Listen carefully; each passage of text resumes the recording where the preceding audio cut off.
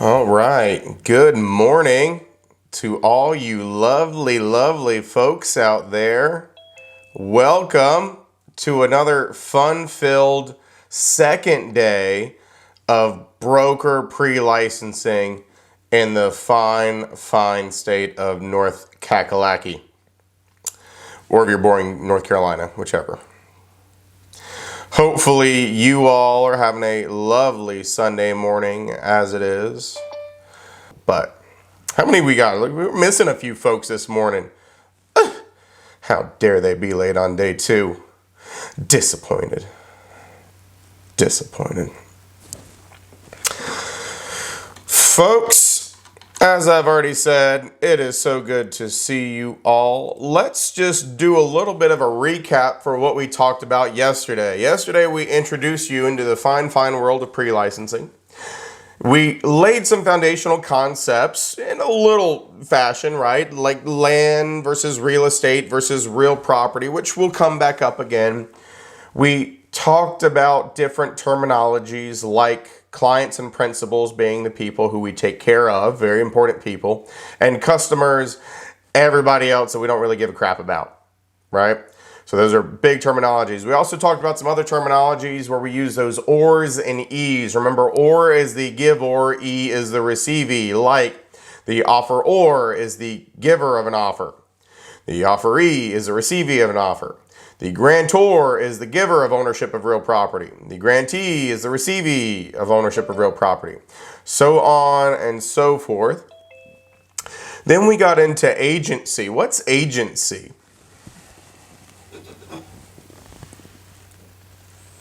A relationship. It's a relationship. Give me a little more.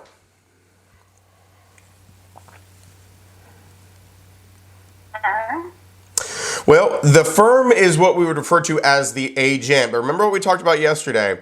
Agency doesn't only exist in real estate. Agency exists in every facet of life, right? We gave a lot of examples yesterday, like attorneys and, sports agents and all these things. So what is agency? Legal representation.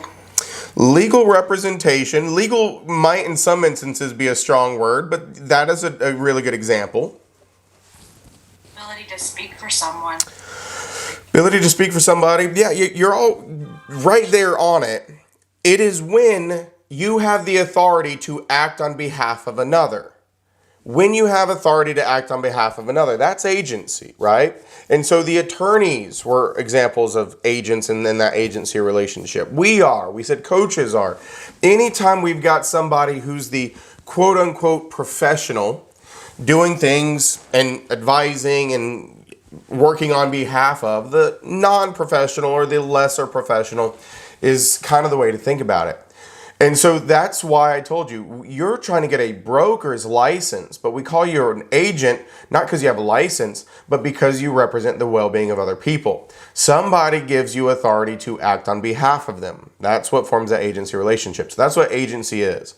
So we got into some terminology and we talked about agent, right? The agent is the person who has authority to act on behalf of the principal or client, right? The agent is who has been hired by the principal or client. Remember we said the principal or client is the boss.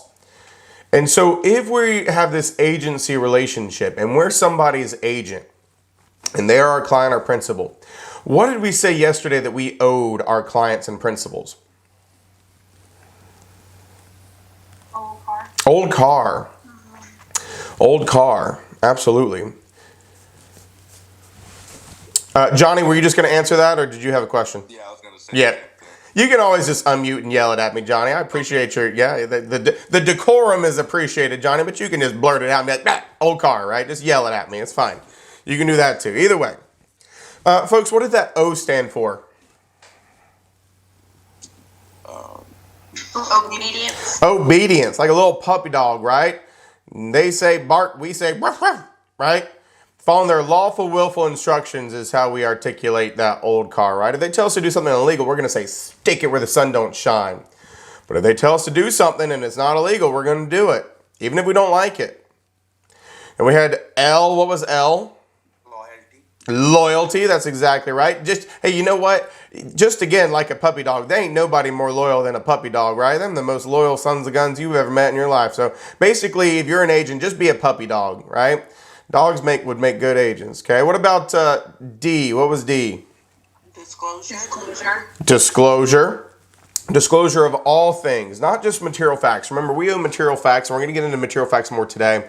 We owe disclosure of all things to our client that could help them make a decision. Remember, I even went so far to say we owe our clients disclosure of customer confidential information. And that's where Travis and I both told you yesterday, we really aren't doing much for customers, right? We will take them to the cleaners, okay? We just got to draw a line in the sand. I can't really equate disclosure to a dog. However, I bet you if they could talk, they would blame everything on the cat. So there's that, right? Like we would at least go that far. What about the car part? C. What was C? Confidentiality. Confidentiality. We will share a customer's secrets until we're blue in the face, but we would never tell our clients secrets, right? We are keeping their secrets no matter how egregious they are, unless, once again, it violates the law. We are not going to withhold material facts at their instructions. We're not going to hold, anything that's going to get us in trouble. Okay, so that supersedes. Material facts supersedes this old car. Some things do. What about A? Accounting. Accounting. Got to keep track of their money. Got to properly document things. Got to keep adequate and accurate records. And we're going to talk about records a little bit more. When we get into certain things, you'll hear us say, and I pointed out a few of these yesterday, you'll hear us say like, oh, well, you have to do this. And the reason why you have to do this is because of license on commission rule. And so we actually have a rule in regard to retention of records. And so that'll come up again, but the rule is in North Carolina, we have to retain all records for 3 years from the date of last activity. So all of our contracts, all of our amendments, all of our addenda, all of our, monies, all of our disclosures, anytime we work with somebody, we keep all records for at least 3 years from the date of last activity, and that'll come back up. And then what was the R? The R is my favorite. What's that one? Reasonable skill. Folks, you can't be an idiot. You got a big job as a real estate broker. You've got to know what you're doing. Got to look after the public. If you don't know what you're doing, you're going to mess up. And I'll tell you this. If you mess up in the eyes of the real estate commission, you are unfit to be a real estate broker. Now, I'm not saying you have to be perfect because everybody has to learn, but you should always be striving towards learning and doing the right thing and making sure that you possess the requisite skill, care, and diligence. We gave the example yesterday. If you've never done a commercial deal in your life and somebody wants to do an $82 million mall complex, you best send that on to somebody else and just take a fat referral fee check, right? Because ain't none of you need to fiddle fart your way through an $82 million mall. You know how likely you are to mess up? 1,000% guaranteed. All right? Don't do it. I know $800,000 commission check sounds real nice, but probably should just take the, $80,000 referral fee, right? That ain't bad either. You know what I'm saying? So that was old car. What did we say that we owe customers? What do we owe customers? Honesty. Honesty. Yeah. And fairness. And fairness. And Loyalty. no loyalty. Nope. Loyalty's for clients only. We're at customers now. Customers, we owe honesty, fairness, and one other thing because we owe everybody this thing. Disclosure of material facts specifically. Material facts specifically. We're going to get into material facts in detail today, so it's going to stick in your minds a little bit better. So then after we talked about agency and we got into the second section of agency, we started talking about disclosures. And disclosures, there's several of them, right? There's mineral oil and gas rights disclosures, there's residential property disclosures, there's agency disclosures, there's a lead-based paint disclosure.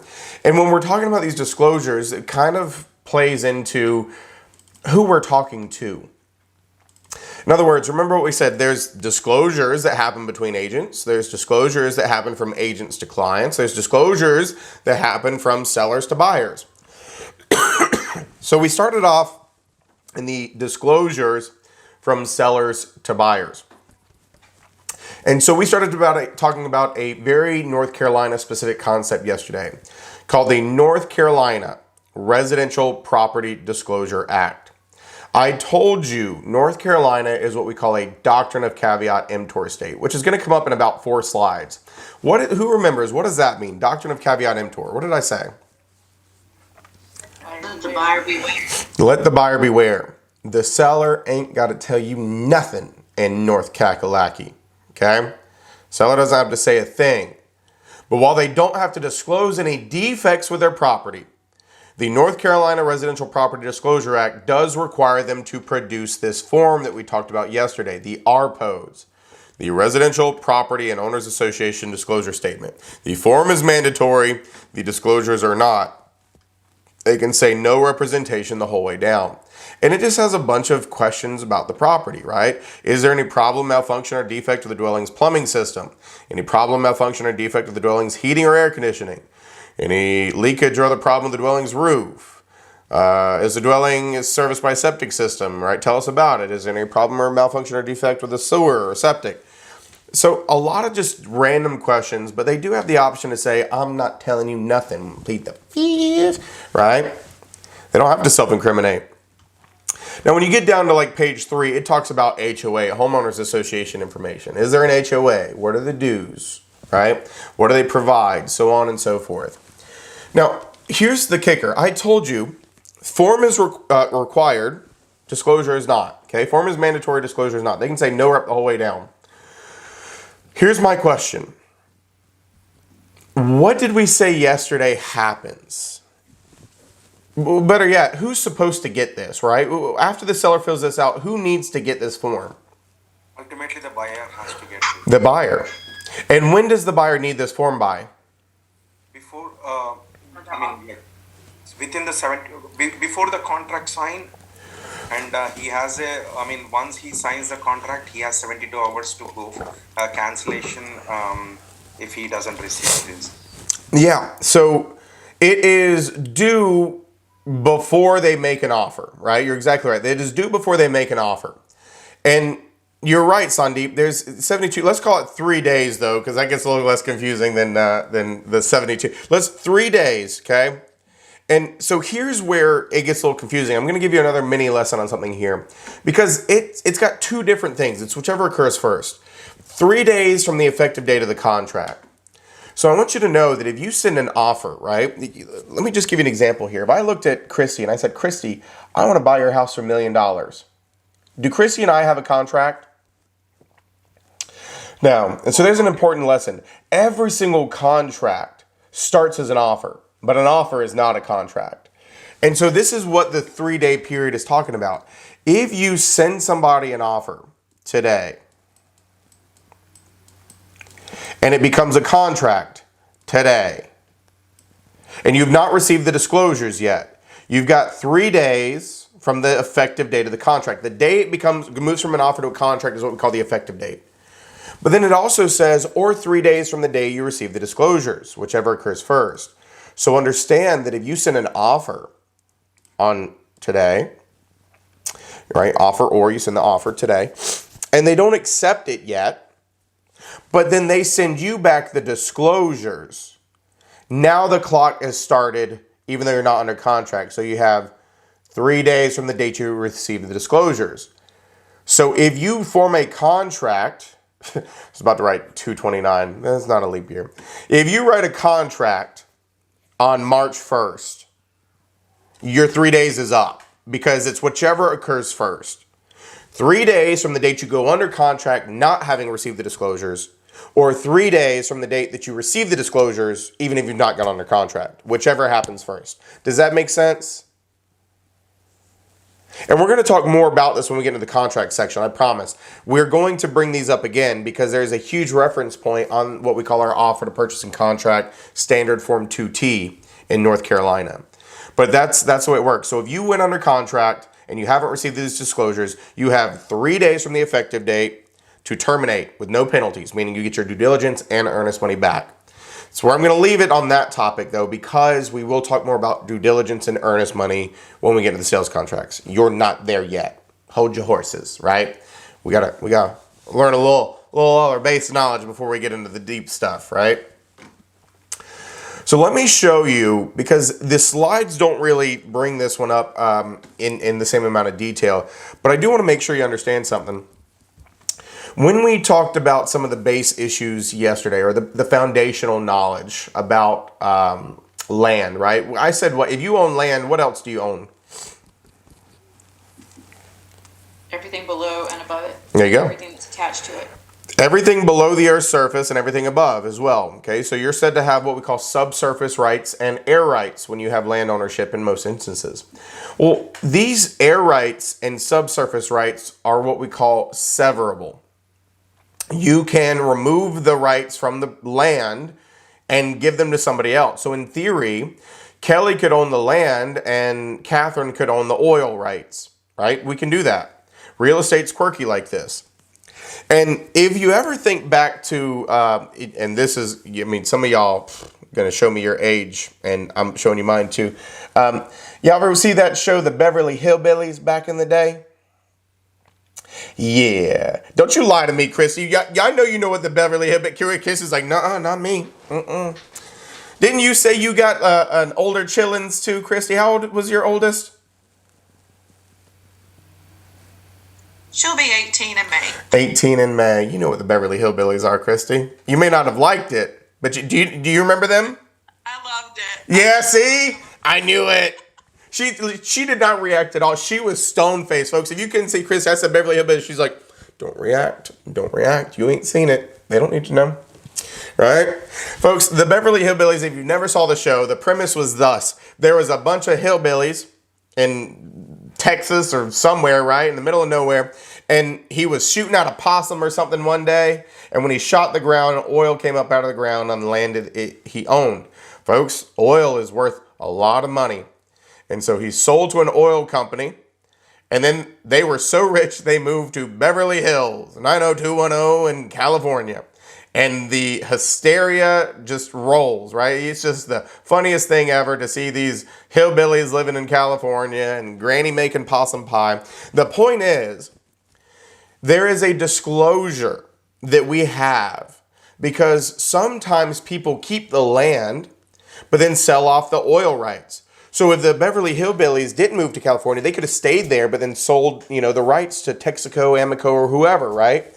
To start mining for this oil, even though they own the land. And I'll give you a funny side story. This is a real world story, and I'm not, going to go into too much detail, but there was a builder in Texas, a national builder, who got in trouble because they were building standard single-family detached homes at a $200,000 price point. But what they were doing was sneakily severing the mineral oil and gas rights away from these properties at closing. And so they were selling the houses to the people, but then retaining the mineral oil and gas rights themselves. Because, boy howdy, wouldn't it be a terrible thing for these builders to sell you a $200,000 house only to figure out that there was $6 billion worth of oil underneath your house at some point, right? And they're like, no, we're going to keep this just in case. And so it was this huge thing in Texas. And what happened is that builder, after they resolved whatever they did in Texas, started building homes out here on the East Coast. And when they made their way to North Carolina's like, oh, hell no. And so that's where they said, let's make an amendment to the Residential Property Disclosure Act. And so while the RPOs had been required for a while, they amended it and they said, now this is required too. This mineral oil and gas rights disclosure. And so I told you yesterday on the RPOs, there was a few main exemptions. What were the exemptions we talked about yesterday for the RPOs? This is not required for the first time homes, like from the building. New construction. And so let's talk about that real quick. This is absolutely required on new construction. The mineral oil and gas rights disclosure. This is why we created it, actually. The mineral oil and gas rights disclosure came about in North Carolina because of new construction. And so it is absolutely required on new construction. But new construction does not require the RPOs. Everybody with me on that? Now, here's the other thing about the mineral oil and gas rights disclosure. Remember how on the RPOs you had the option of no representation the whole way down? Not on this one. You have the option of no representation only in regard to the previous owner. Mineral rights were severed from the property by a previous owner? Yes, no, or I don't know, or won't say. But when it comes to you as the seller, you've got to tell us. That's a huge difference compared to the ARPODs. Seller has severed the mineral rights from the property, yes or no? Seller intends to sever the mineral rights from the property prior to the transfer of title to the buyer, yes or no? So that sneaky builder would have to come in here and say, yes, I plan to sever them and keep them for myself because bleh, right? That's what they'd have to do. So then same thing for the other rights, right? Oil and gas rights are severed by the previous owner, yes, no, or no rep. But when it comes to the seller, seller has, yes or no? Seller intends to sever the oil and gas rights, yes or no? So this one falls under that same 3-day rule. If this is required and we did not get it, same thing. Buyer has the right to terminate with no penalty from 3 days from the effective date of the contract or 3 days from the day they receive these disclosures, whichever occurs first. Huzzah.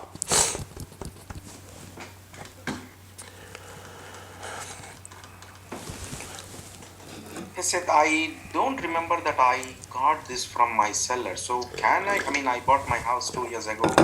So can I get this like after 2 years of purchase or? No. No? No, the only penalty. So here's the thing.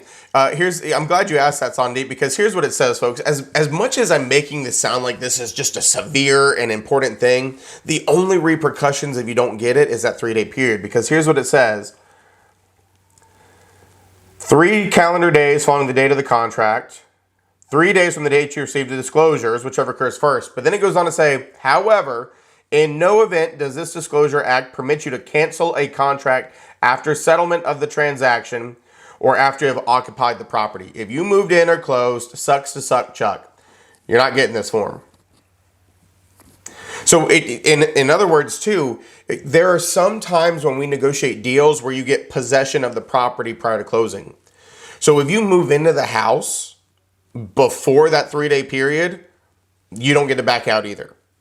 So it's 3 days from the effective date, 3 days from the day you receive disclosures, or toss those 3 days out. If you move in or close on the property before those 3 days are up, you're screwed. You don't have 3 days anymore. So there's zero external repercussions other than this 3-day rescission period that the buyer can terminate and get their monies back. That's it. That's all this contract or this Residential Property Disclosure Act does. So it is required, and there are penalties, but that's the only penalties that can come from it, that 3-day period. And really, that comes down to where we have to educate our buyer clients about caveat emptor, like buyer beware, look, check. Yeah. Don't buy it yet. Hey, we don't have these forms. Do you still want to put an offer in? Right. Hey, it's day 2. We still don't have them. Do you want to terminate? That's exactly right. Because if we haven't gotten them and it's about the 3 days is about to be up, they're either in it or they're not. They can terminate because they haven't gotten them, or they can keep going even though they haven't gotten them. There's no obligation that they have to get them. Once that 3 days is up, if they're still in it, they're in it. You're exactly right.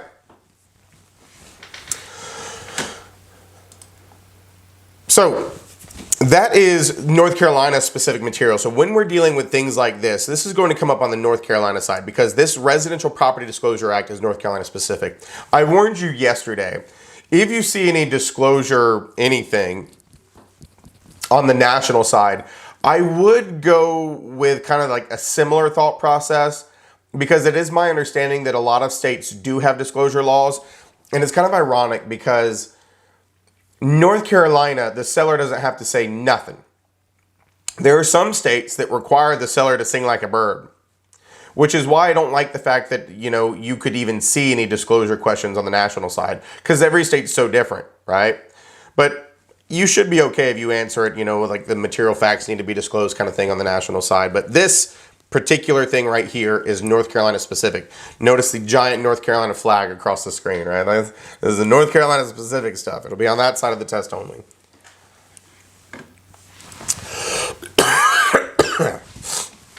I've got a question. I've got an answer. All right. Could you ask for the disclosures before making an offer? Like way before you even get into the contract? Yeah, for sure. And let me explain how this normally goes, Johnny, because that's a really good question. Here's what we normally do.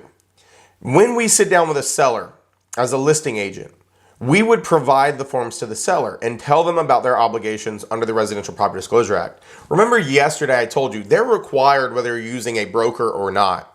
But if we are being utilized, it's our job to hand them to them and say, here's these forms, fill these out for me, please. And it has to be them. So you may get questions. The broker can never fill them out for the seller. The pen has to be in their hand. They're the ones filling them out. And once the seller fills them out, though, they hand them back to us.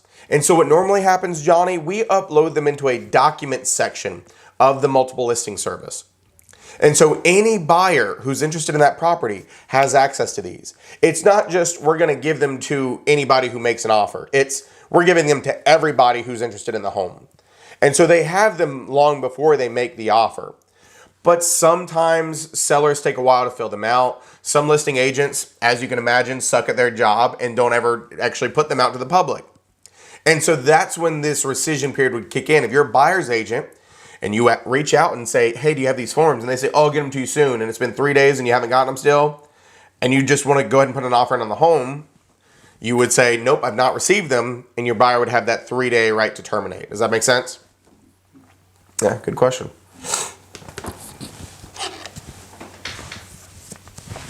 So form is mandatory for the RPODs. The disclosure is not. Form is mandatory for the MOG. And that one, they do not have the option of no representation. Okay, that mineral oil and gas rights disclosure, they can only say no rep in regard to previous owners, not themselves.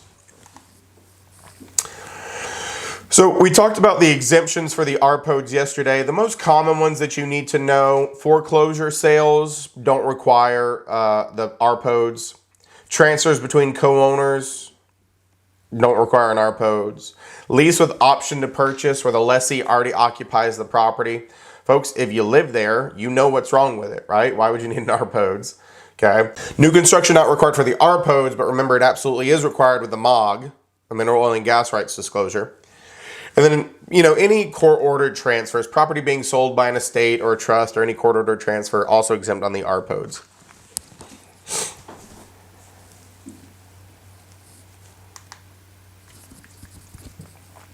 So we already talked about this. Buyers are supposed to receive this disclosure prior to making an offer on the property. And it is under the North Carolina Residential Property Disclosure Act, it is the responsibility of all brokers to facilitate getting this to the buyer. So I told you, the listing agent needs to give the blank copies to the seller and ask them to fill them out. The listing agent then gets the filled in copies, sends them to the buyer's agent gets them to the buyer. It is every broker's responsibility to get these to the buyer. And remember what I told you too, the listing agent should never be filling this out. The seller has to fill this out. We just provide the form to them. Say, fill this out right now. And you slap them a couple times. Don't do that. It's very bad advice. I'm just kidding. It's like a Bugs Bunny cartoon. Do you just, as an agent, do you just bring that as part of your listing agreement? Like when you sit down with a listing client, That's exactly what you do. part of it? Yep. As soon as I sit down, I start going over the agency contract. I start telling them about the marketing plan. I tell them what I'm going to charge them. And I say, also, I need you to fill these out. I slap them on the desk. And I stare at them awkwardly. And I say, now. I don't do that either. Typically, when we sign that listing agreement, I said, I need these back before we go live with your house, right? And I give them a couple of days. And I say, call me if you have any questions. If they want to fill them out at the time, I'll sit there with them and we'll go through it together. But sometimes, it's 4 pages, so sometimes they need some time to look at it. Because it asks some crazy questions too, like what's the age of your HVAC system? Some people have to look back and I replaced that 6 years ago, 27, they have to do some research sometimes to answer them appropriately. Yeah. So Seth, here's a clue that I do with people at work. When I say that something needs to be done now, I said this needs to be done not now, but right now. And I'll stare until they do it. Right, no. Like Douglas, you just look. I need this yesterday. I'm like, well, how do I do that? Well, I don't know. You figure it out. That's right. Then you explain to them like, hey, you're only hurting yourself if you don't give these to the public. And we go under contract.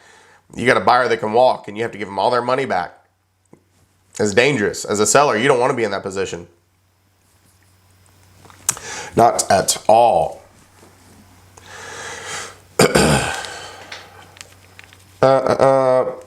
Disclosure before making the offer, 3 days to terminate. We've talked about this. Hopefully you're all good on that. We're going to talk more about the due diligence and earnest money pieces. These next couple slides are just showing it to you. I like to just show you where it is in Learn, Test, Pass, so that way you can go back and look at it yourself. Also, because I don't know if it looks that way on your end, because I'm using a bigger screen over here. This is kind of like a hazy picture because it's blown up so big on my end. So I'm just like, nah. We've already kind of gone over it. So I'm not going to do I told you, I don't really like doing the poll everywhere questions because it takes so long to get everybody to get their phones out and do stuff. But you can answer this question even without answer choices. I have the utmost faith in you. So let's look at this. Home buyer in North Carolina makes an offer on a resale townhome without seeing the residential property disclosure statement from the sellers. 2 days after agreeing to purchase the property, the buyer decides to change their mind and back out. First question, can the buyer back out? Yes. Are they entitled to any refunds? No penalty. No penalties. That's exactly right, Sandeep. 0 penalties. They get due diligence and earnest money back because it was a resale townhome. Now, let me make sure you understand. If it was a new construction townhome, that's exempt. And so they would not have had those penalties. The question would have been vastly different. New construction is exempt. But since this is a resale, the North Carolina Residential Property Disclosure Act does kick in.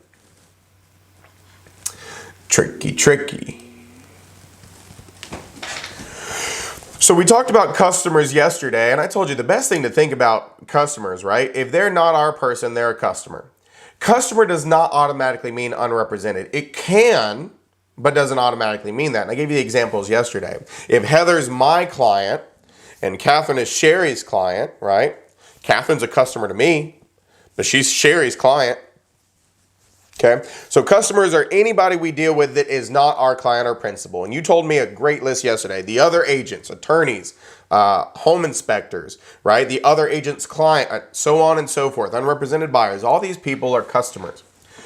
And we don't owe customers much. We owe them honesty, fairness, and disclosure of material facts. And even honesty and fairness are laughable because once we give them their Miranda rights, which we're going to talk about today, we will take them to the cleaners, right? We will use and abuse them.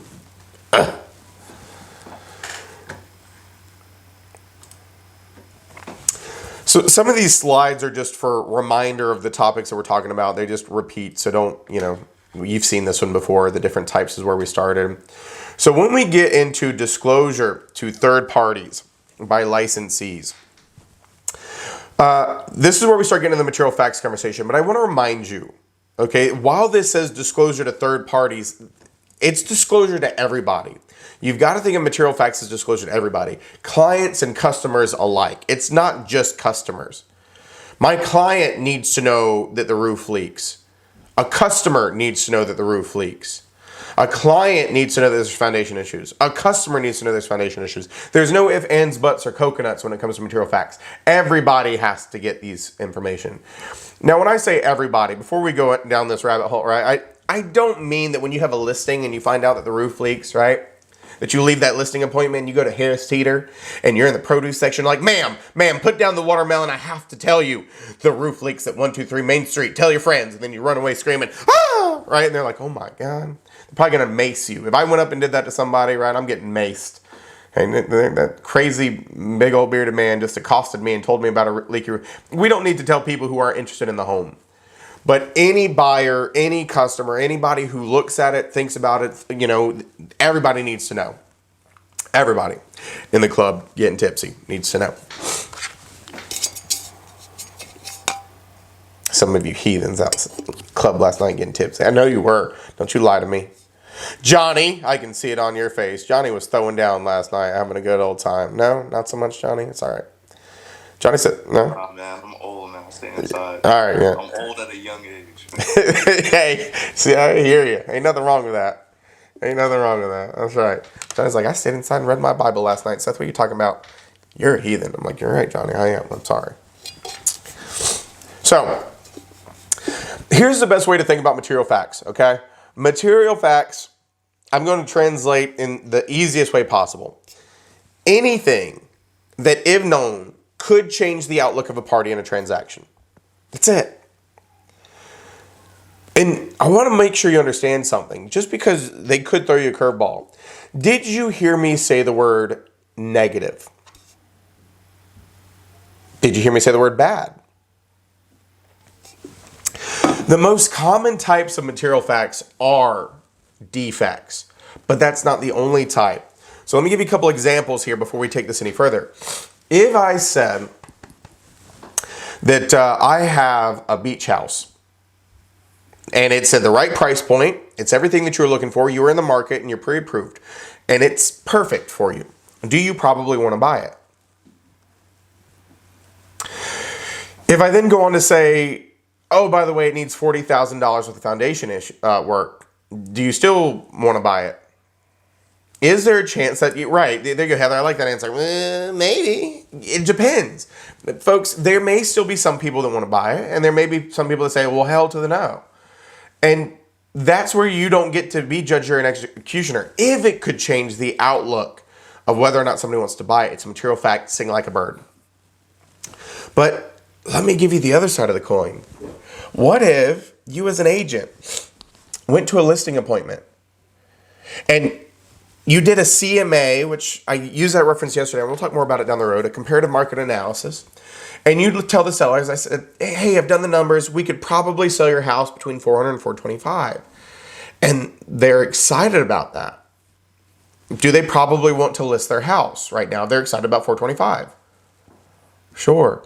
But what if I said, oh, but by the way, the new bypass is going to be done about 5 minutes from here in 6 months. If you wait 6 months, we could probably sell it for $525.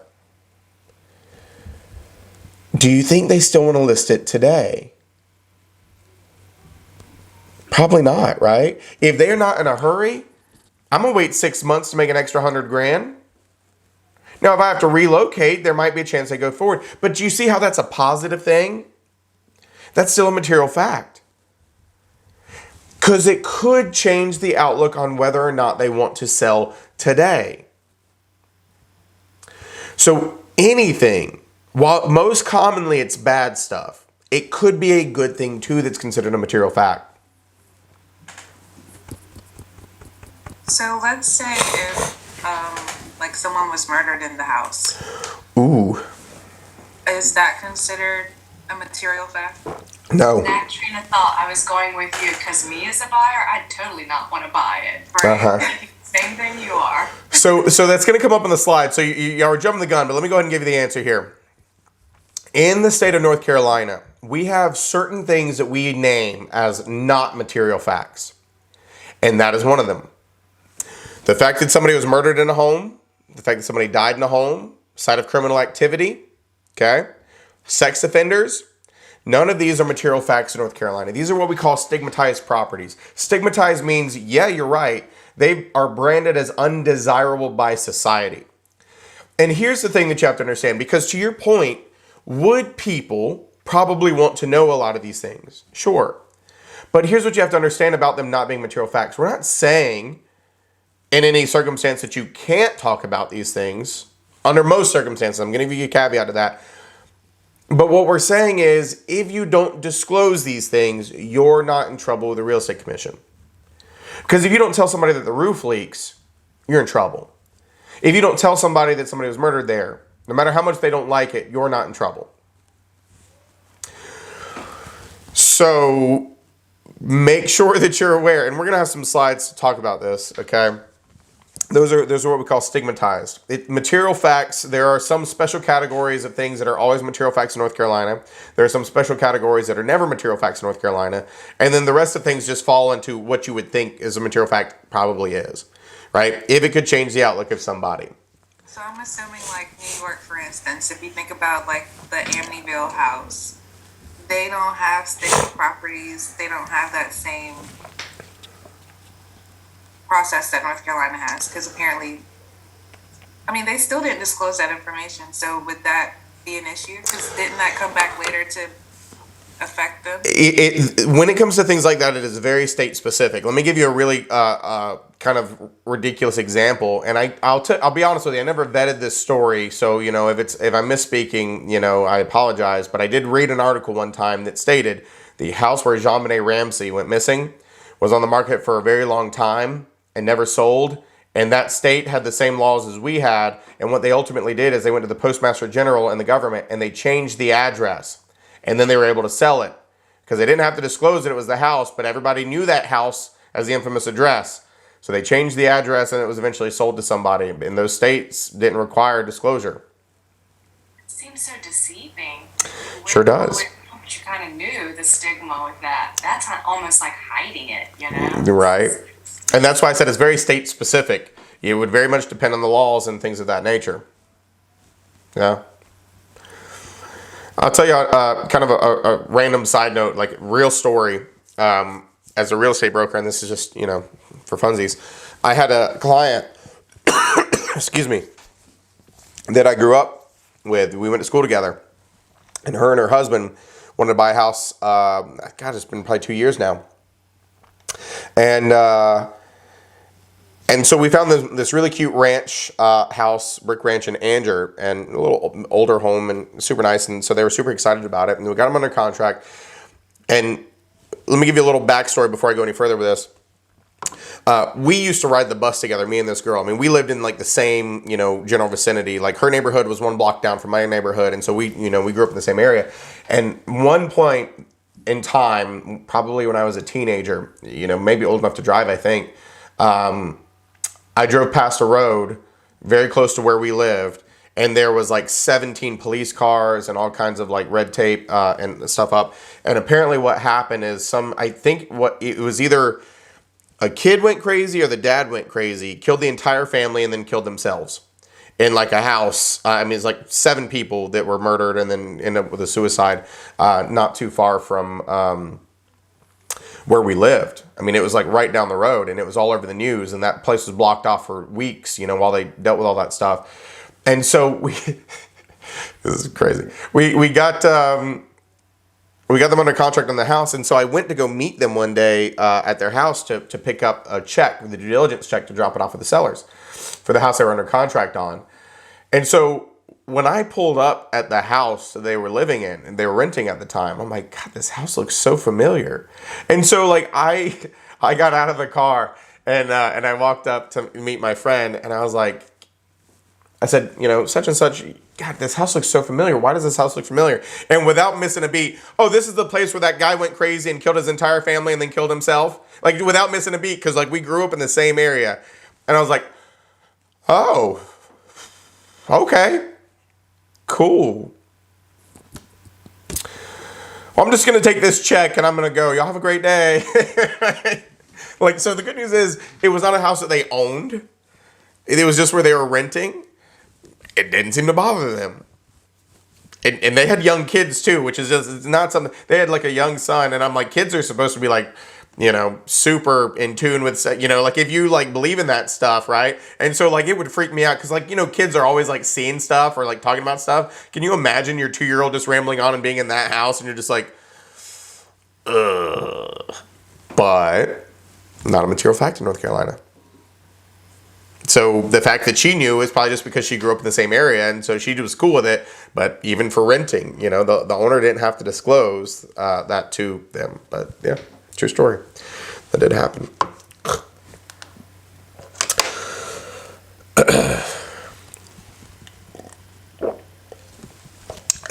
There you go. Story of Echoes. There's some crazy stuff. Movies, just articulate the truths, right? So here's the deal. We said that caveat emptor is alive and well in North Carolina. So sellers don't have to tell buyers nothing. They can't commit fraud, though. They can't try to hide things, and they can't lie.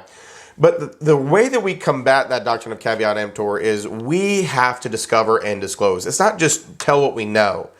So let me go back to like the leaky roof. If a seller doesn't tell you that there's any issue, but when you're doing a walk through the house, you see some water stains on the ceiling, you have an obligation to start asking some questions, right? Hey, what's this from? Do you have a roof leak? Yada, yada, yada. And then you've got to disclose it to the public, whatever you find out. There's basically two types of material facts. There's what we call patent and latent. And we're going to get into that. Things that are patent, easy to discover, obvious, you could have found out, we always have an obligation to discover and disclose. Latent defects, latent meaning kind of hidden, hard to discover. If we know them, we have to disclose them. but we're not responsible for finding certain latent ones, and we'll talk more about that in just a second. So regardless of how the seller answers questions, regardless of what the seller discloses, regardless of anything, we still have to disclose. So for example, if a seller tells you as their listing agent that their roof leaks, but then they go on the RPODs and say no representation, that's their right. They don't have to tell the public, but you still do. And so much so that it even says that on the form, folks. If you look,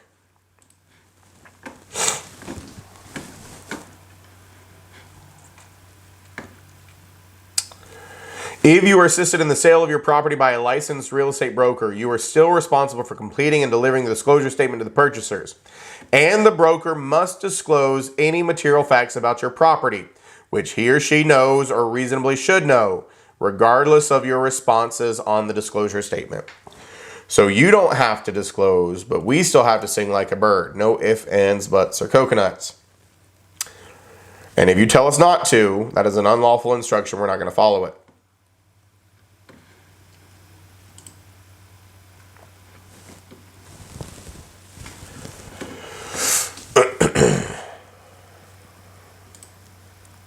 So, doctrine of caveat emptor lets the seller not disclose anything to the buyers, but that is the only place this goes, from seller to buyer. Seller does not have to tell the buyer anything about their property. We give them an opportunity to on the disclosure form, but they can say no representation on that RPODs. And this is why it's so important that we have agents, that represent and disclose and discover material facts. And this is also the reason why it is very important that buyers have home inspections, because that's the best way to actually ascertain if there's any material facts for the property.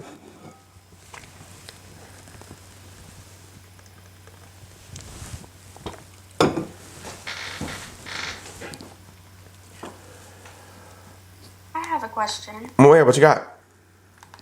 So I've been told that we do have an option of saying if for inspection, like going with inspection or not going with inspection. Does that law still, or all this that we're talking about, does that still fall under that if the buyer says, no, I don't want an inspection? Yeah, there's no requirement for a buyer to have an inspection. It's a very bad idea to not have one, but there is no legal requirement to. It's just, if they don't discover issues, they're not going to be able to go back after the seller, right? I mean, the only time that you have any negotiation and any way to combat any issues is during your due diligence period and with a home inspection. Because if we find something wrong, we could potentially renegotiate with the seller and say, "Nuh-uh, you fix this." But if you close on the house, you're screwed, right? You take the house and it's then conditioned once you've closed. So finding things after the fact, you're screwed. Like Heather having to replace her roof, right? Didn't find that. Found out after the fact. It's Heather's roof problem now. She's still happy with her house, so it works out. But, yeah. So there's no legal requirement to get a home inspection. It's just a darn good idea. Do some home loans require that? No. Home loans do not require home inspections. However, some home loans require special types of appraisals, which are almost so thorough that they can be constituted as a home inspection. And we'll get into that. Government-backed loans like FHA and VA loans have special appraisals where they're, very specific on what they will and won't fund on. It just made me think, wouldn't the bank or someone want to make sure, like, if you're not smart enough to have it done, before I give you some money, let me double check the house for you. Yeah. So it would be the... You would think, wouldn't you? Yeah. If they find out about issues, they may have trouble funding stuff. But, sometimes the banks are like, well, don't ask, don't tell, right? But once they know, they may not fund it.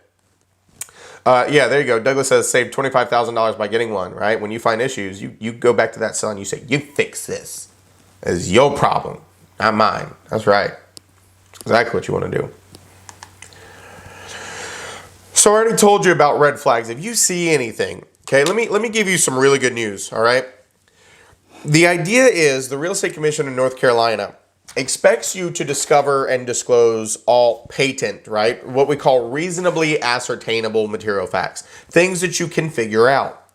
Folks, if you walk around a house and you see water damage, if you see cracks, if you see, things not working, if it's hot as hell, like they've never, their AC or their heat, is messed up.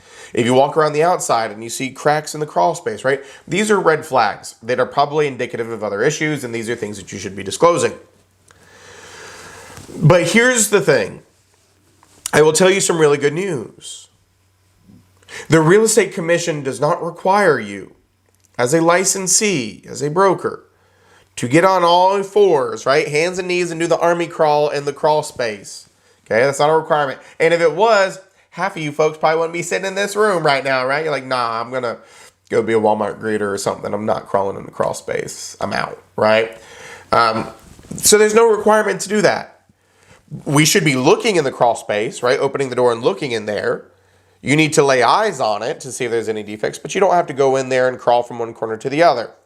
You don't have to crawl from one side of the attic to the other, but you should be looking in there. Things that you could figure out, you need to figure out.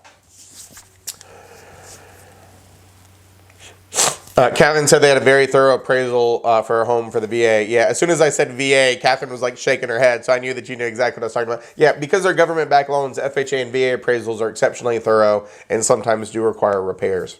Absolutely.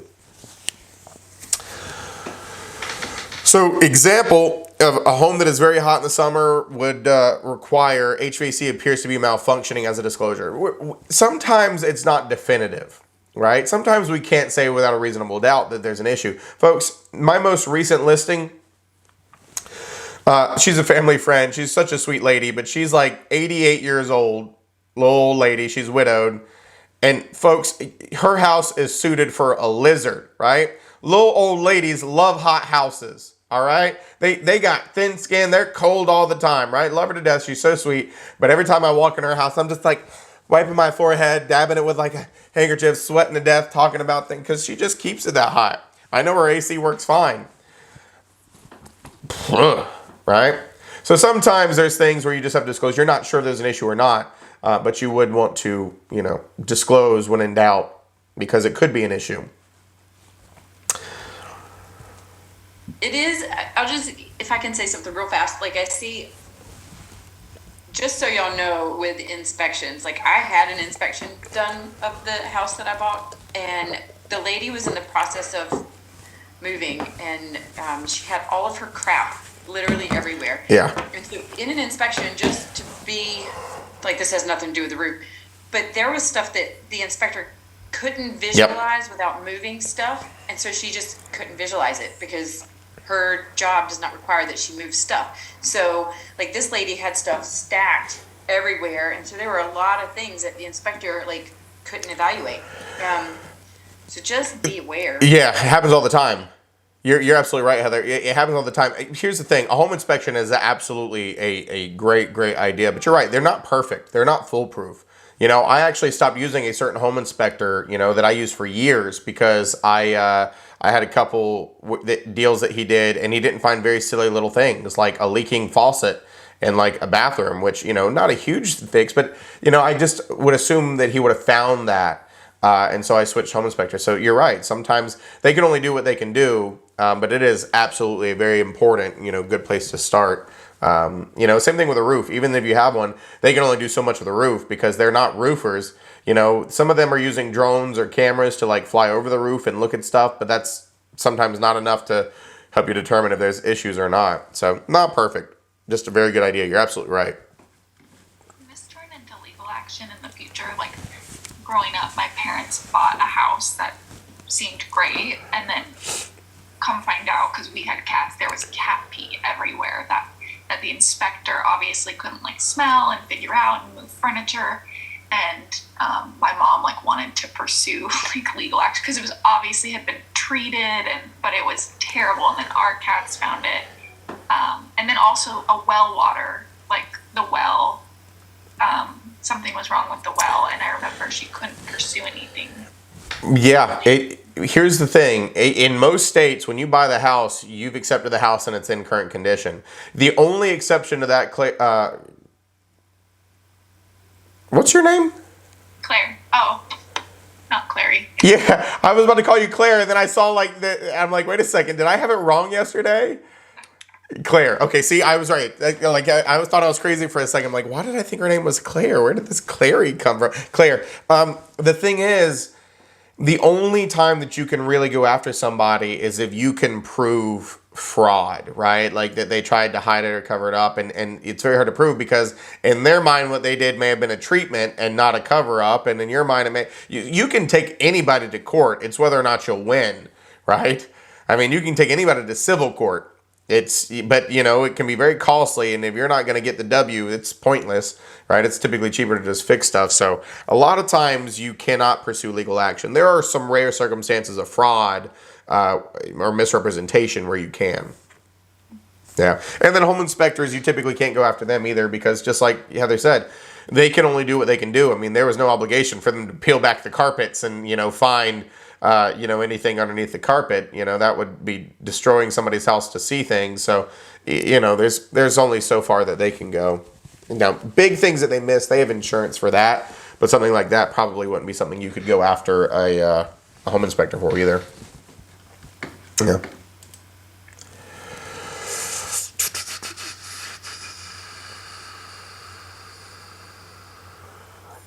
We've already talked about this. Talking about the ones that we're responsible for, and I told you the word is patent. If you look, and let me show you something really quick, and I think it may be, I'm just going to pull it up on here. When we're dealing with the license law and commission rule book, I told you there are 10 questions that come from the license law and commission rule book. And I haven't introduced it yet. It's different from the Relink book. So if you go to the Real Estate Commission's website, go to publications, there is a copy of it in Learn, Test, Pass. I just don't know if it's the most up-to-date one, so I'm just showing you where you can get it. And you go to Commission Information, Real Estate License Law and Commission Rules. This is the rule and law book that we base 10 questions off of on the North Carolina state portion of the test. And so if you get into these material facts, they're actually under a prohibited act rule. I just passed it, but I'm going to show you right here. It is 93A-6, disciplinary action by the commission. So this section talks about things that the commission may do to you if you were found guilty of doing any of these acts, right? Or not doing what you're supposed to. And the very first one, making any willful or negligent misrepresentation or any willful or negligent omission of material facts. Well, then it goes on to what we call an interpretation down in the comment section. And I'll tell you what, if you're going to spend any time in this book studying, the best place is the comment section. And the reason is, it's where it circles back on a lot of the big laws and rules and gives you interpretations of them. So it's on page 106. So if you scroll down and you find that same rule, or law, should I say, goes into the misrepresentations and omissions of material facts. It says, for the purposes of applying General Statute 93A-6A1, whether a fact is material depends on the facts and circumstances of a particular transaction and the application of statutory and or case law. The Commission has historically interpreted material facts under the real estate license law to include at least. So we talk about these categories that we're going to get into, and we break them down into 4 categories. Facts about the property itself, facts relating directly to the property, facts relating directly to the ability of the agent's principal to complete the transaction, and any facts that are known to be of special importance to a party. Then it goes on to say, like you folks asked, death or serious illness of previous property or occupant does not include material facts, right? It goes into is not a material fact. So these are all interpretations from the license law and commission rules, and it gives different examples of each. So I just wanted to show you where these were and the kind of the interpretations that go with them. So anything that we reasonably know, should have known, could find out, we are responsible for discovering and disclosing. There are some things, however, that we can't figure out, that we wouldn't know. Because I told you, we're not home inspectors, we're not engineers, we're not, contractors. We're real estate professionals. So let me give you an example of this. When we get into an environmental section in a little bit, we talk about radon gas. If you've ever heard of radon gas, it is colorless, odorless, tasteless. In other words, there is no possible way to know if there's a radon issue unless you get a test. And there's no obligation to get a test. So if you don't discover and disclose that there is high levels of radon in a house, you're not in trouble as a licensee. These are what we call those latent defects. There is no reasonable expectation for you to discover these. We're not required to get home inspections before we list a house. We're not required to do special testing. But if it's something that we easily could have discovered, that was obvious, we need to disclose it. I'll tell you what the Real Estate Commission looks at. They call it the reasonableness standard. And the question that they answer is, would a reasonably prudent broker have known this? Or should a reasonably prudent broker have known this? And if they say yes, and you didn't know it and didn't disclose it, you're in trouble.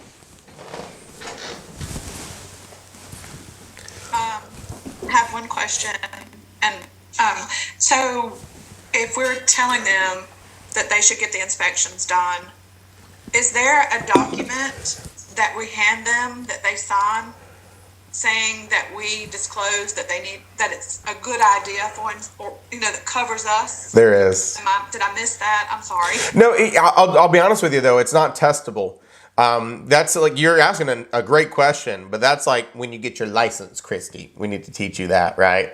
You got to get your, but you're absolutely right. There is. It's called the Professional Services Disclosure and Election Form. And so basically we recommend a bunch of services and they can either accept them or waive them, like a home inspection, a pest inspection, a well inspection, an appraisal, so on and so forth. You're absolutely right. We do have a form because, Christy, sometimes we deal with some dingleberries that make some really poor decisions. And we want them to be aware that we tried to help them out, right? We told you you needed this, but you waived it right here. So you can't come after us if you don't like the outcome. That's exactly right. We do have a form, but it's not testable for you in any way, shape, or form at this point. Yeah. I said one question. It might be a dumb question, but it's boggling my brain. Okay. So now, when we, assume that we are representing a seller. Okay. So we are on the seller side. So now when the seller didn't disclose any of the known issues, like he selected no representation to most of them, and when we as a real estate broker, when we enter his house before even listing that house, when we see any of those issues, but which was not disclosed in the disclosure form, as a real estate broker, do we have right to let the buyer's agent know that or don't? Yeah, absolutely. You have an obligation. Even if the seller, so if the seller tells you nothing's wrong with the property, but you're walking through with them and you see cracks around framing that makes you think there's some foundation issues, if you see that it's hot as hell in there and the heat's probably not, or the AC's not working, if you see water stains, if you see cracks on the foundation, you probably want to have a conversation with the seller and say, hey, I know that you're saying these are not issues, but we're going to have to disclose because there may be some underlying issues here, even if you don't know. And you would absolutely tell the buyer. Because remember, when it comes to the obedience piece, the law supersedes old car. Okay? Old car is owed to clients under what we call the common law of agency. Common law of agency is based off of hundreds of years of case law, judicial law, how we act in representing other parties. But this common law of agency does not supersede actual written law. So if it came to material facts, you would toss obedience out the window, right? We are going to tell their secrets. We have to, right? Yeah. Would that depend a lot though on like that particular skill of the agent? I mean, say someone who's been working in home flipping for a while, they know more. And then what would the process be?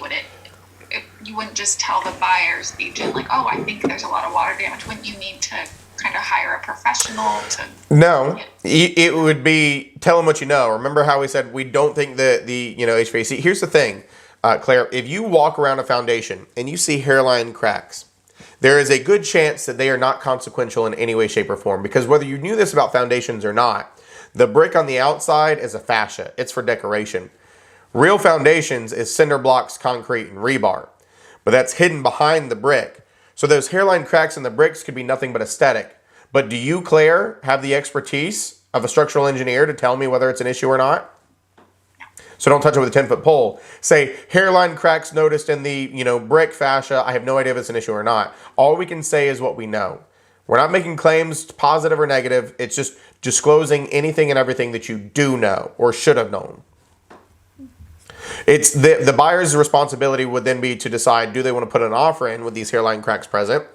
And should they get a home inspector or a structural engineer out? Probably, right? Yeah.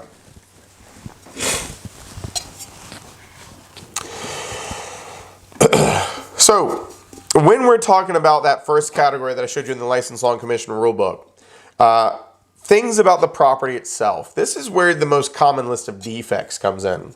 Okay, leaky roof, electrical issues, faulty plumbing, foundation issues, HVAC not working.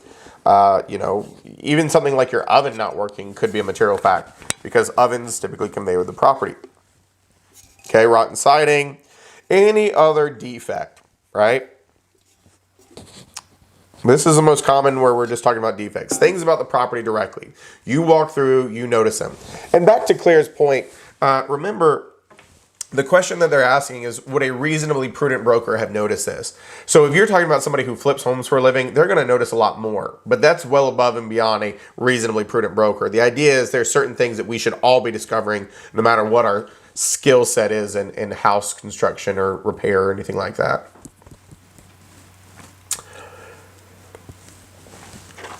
So these are facts about the property directly. These are the things that you would know as you're walking around at a listing appointment and you just notice them, right? You can see them. This is where I told you, while you're not expected to crawl in the crawl space, you need to open the crawl space and look in there. Is there any standing water? Is there any, mold? Is there a bad smell? Is it lacking a vapor barrier? Go into the attic. Is there any, mold in the attic? Is there any signs of water intrusion in the attic? Is there any bad smells in the attic? Is it lacking insulation? All of these different things are reasonably ascertainable material facts. I have a question. Yeah. With the buried underground tanks, what like if you see it's a underground tank, like are you just disclosing that you see that there's one there, or is it a test or something? No, the existence of an underground tank in and of itself is a material fact. And to that point, Monica, underground tanks typically have a fill spout that comes out of the ground. So it's reasonably ascertainable under most circumstances because you see just a random pipe coming out of the ground with a cap on the top. And you're like, I wonder what that leads to, right? So disclosing that it is present is typically the material fact, right? We can't say whether it's an issue, whether it's leaking or not just by looking at it, but yes, there is one is the material fact. Yeah, good question.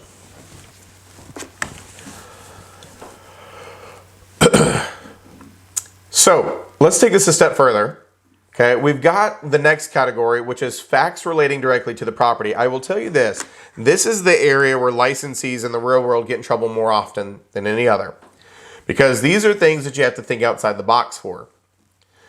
If you're close to a train station, if you're close to an airport, folks, those things make all kinds of noise. Wouldn't that potentially change your outlook of living there if a train comes by at 3 a.m. every night and wakes you the hell up and rattles your whole house?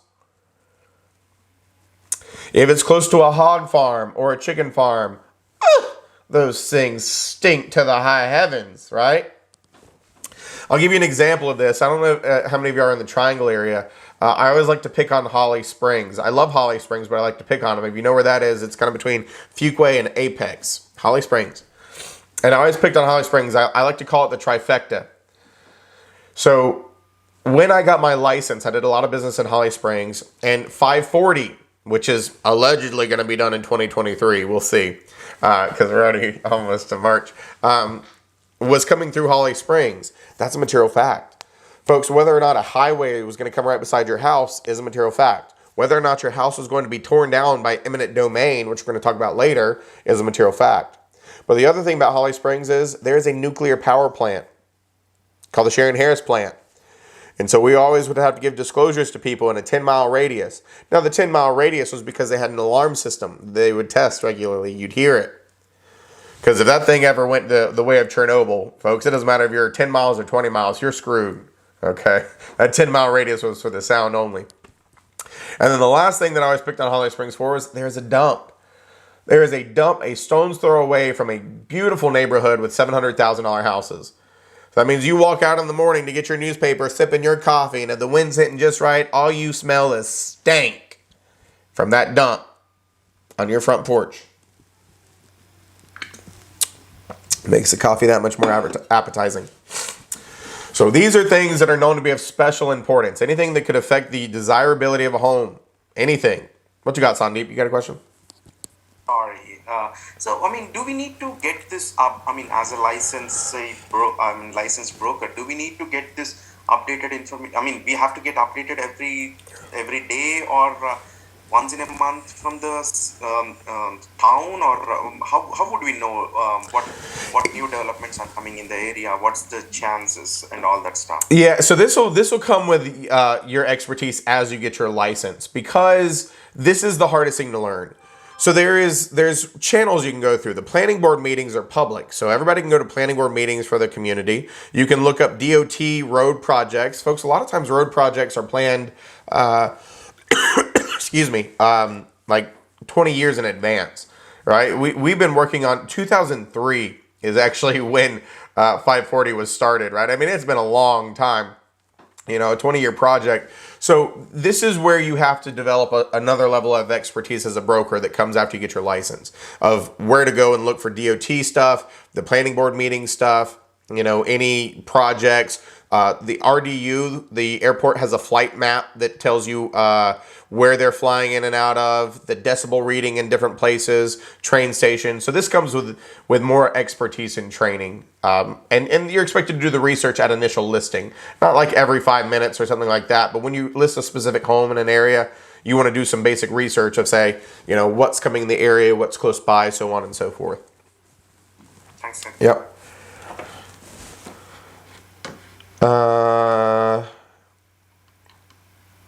Catherine, live in the land of turkey fertilizer, and it was never told to us it would stink for 6 months out of the year. That is a bummer. Stinky. We bought when it was off season for them to fertilize. Of course they would sell an off season, right? Yeah. So you go outside and it really stinks for 6 months of the year. Yep, that would be a material fact. So somebody dropped the ball there. Claire, we have a 3 a.m. train that wakes up my already not sleeping toddler, never disclosed. Yep. See, and this is where I told you yesterday. You're going to have personal things that infuriate you as we go through, because everybody has these aha moments of, well, my agent never did that, and it's best to just focus on the test as opposed to ifs and buts and coconuts, right? But you're right. There's things that pop up when I teach this class all the time. Yeah. Is it real bad, Claire?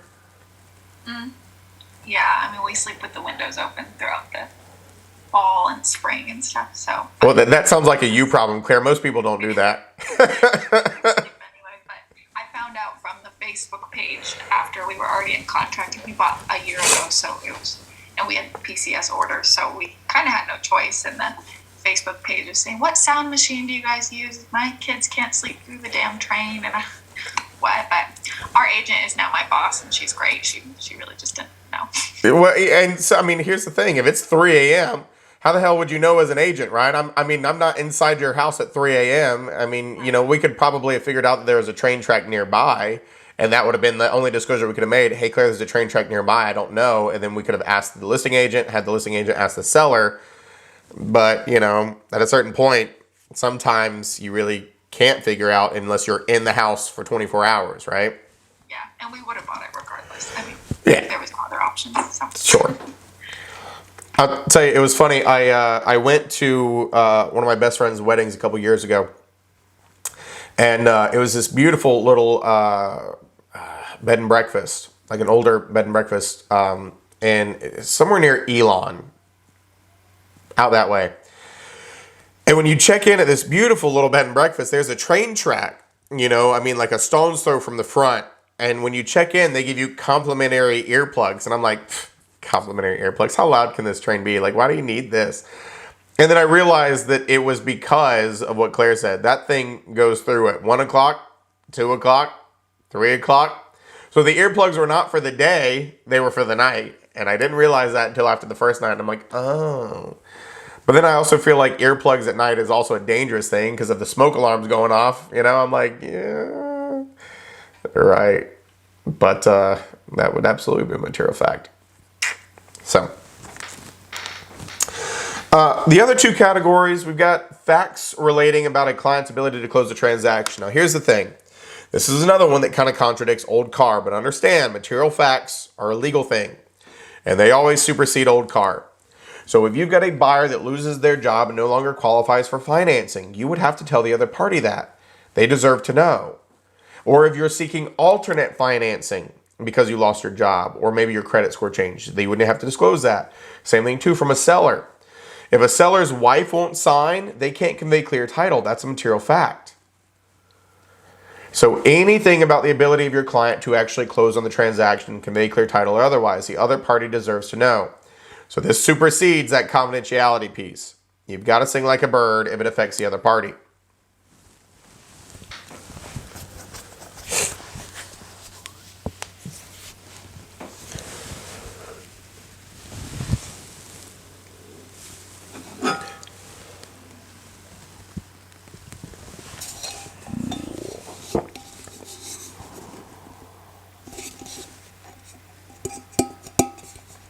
We'll talk about cloud on title a little more, way later down the road. Cloud on title is just a title defect.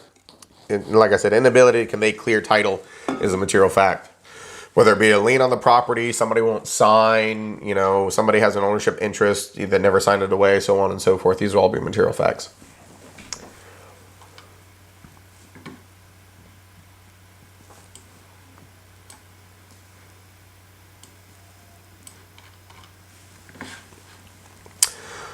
So yet again, I'm not going to bring up the quiz piece of this, but I'm going to have you tell me, a real estate agent who is representing a seller in a transaction notices a water stain on the ceiling of the home. What would be the best course of action for the broker? He has to let the seller know as part of the disclosure. Has to let the seller know what now? He has to let the seller know to include this as part of the disclosure. The seller does not have to include this as part of the disclosure. Understand, I want to make sure we're all on the same page. The seller's form, remember we told you their disclosure is optional. When we're talking about us, it's just us telling people. Yeah, we typically do it in writing, but there's no form for us. Just to make sure that we're all on the same page, the best course of action is to tell the seller, hey, I noticed this. Say what, Johnny? Oh, I was going to say that, but yeah. Yeah. You're absolutely right. Hey, Mr. and Mrs. Seller, I noticed the water on the ceiling. Is there any leak or active leak, or an issue that we need to be aware of? And if they say no, folks, you can't just take their word on things like that because there's water stains there. So you would just have to I just have to point that out to people that there's a water stain and we don't think there's an issue. You would have to disclose it to the public. Hey, notice water damage. Seller said it was inconsequential. I'm not sure. Because unless you verify it, you can't say things without a doubt, okay? We don't take people's words at face value in this. So yeah, you would absolutely disclose it. Now, but what I'm saying is when it comes to our disclosure, we would typically do it in what's called agent remarks. If you've ever scrolled through Zillow, you can see home listings, but what you can't see is what we put in as agent remarks. Only other agents can see these remarks. So there's always information that you can't see as the public. And so we typically put that in. And so what the agents would see is, hey, there's a water stain on the ceiling. The seller says it's not an issue, yada, yada, yada. You can't see that stuff. Only your agent can. So that's where we put it out in writing to the public, and that's where once your agent, you say, I want to go see this home, they're going to look in the MLS. They're going to see these agent remarks and they're going to tell us. I'll give you a perfect example of that. I had a client who I sold homes for before reach out to me the other day, and he sent me a Zillow listing. And he said, hey, Seth, I'm interested in going to see this house. And I pulled it up on the MLS, and the agent remarks were, they were a little bit of a doozy. The home had been under contract once, and so it's like, hey, home is in need of repairs, probably not going to qualify for typical financing. Termite damage was found, underneath the fireplace and all these things, so he couldn't see that. So as soon as I saw it, I screenshotted it and I sent it to him. You know, and he's a handyman, and so it didn't really balk. You know, he didn't balk at it. But these are things that the public can't see that we can, right? And so obviously an agent would have to disclose it to you. It's just we don't. Can you imagine putting that in the pretty little Zillow listing, right? We have to tell you, but we're not going to put beautiful 3-bedroom, 2-bathroom with a nice little koi pond and termite damage, right? We have a little more discreet ways of telling you, you know, issues versus just blasting them out to the public, right? We are going to tell you, we have to, but we typically put ours on what we call agent remarks. We just have to tell you somewhere. There's no form for us. It's just, we just have to disclose it. So once you put it on the agent remarks, that kind of covers your butt in that circumstance. So if another agent doesn't look at it and doesn't disclose that to their buyer, that's not your fault. That's their problem. I disclosed it. Okay. Yep, they'd be in trouble. So I printed out the ones from the Learn Test Pass, and so it has the answers for the poll, and it says verbally disclose the potential issues to buyers who are interested is wrong. And then it says disclose in writing to potential buyers that the home may have water damage is the correct one. So just for testable purposes, it has to be in writing. No, that's the best answer though. Okay. Here's what you have to understand. When we give you test questions, sometimes every time you're looking for the best answer. Okay, the best answer. And let me give you a couple examples here. Putting it in writing is obviously better than a verbal disclosure because how can you prove that you did it, right? You don't want anything to ever come back to he said versus she said. So writing is the best answer. But let me give you another example of the best answer or, you know, how to be careful on tests. There are certain things that would be considered best practices, but you're not going to be tested on best practices as a pre-licensing student. You're going to be tested on laws. And so if we get into the agency disclosure, it is a written disclosure, and so if there's ever an option for written, you're going to go that direction. But here's the thing: as a licensee practicing real estate, I would give somebody an agency disclosure the second I meet them. You're not going to be tested on when you should give it to them for best practice in the real world. You're going to be tested on the deadline. And so they're going to say, what is the last time to give somebody the disclosure? Because they're testing you on laws and rules. And so it's always the best answer. There are some times where things could be acceptable in the real world, but it's not the best answer for the test, right? It just depends on how they word it. If they say, what is the deadline?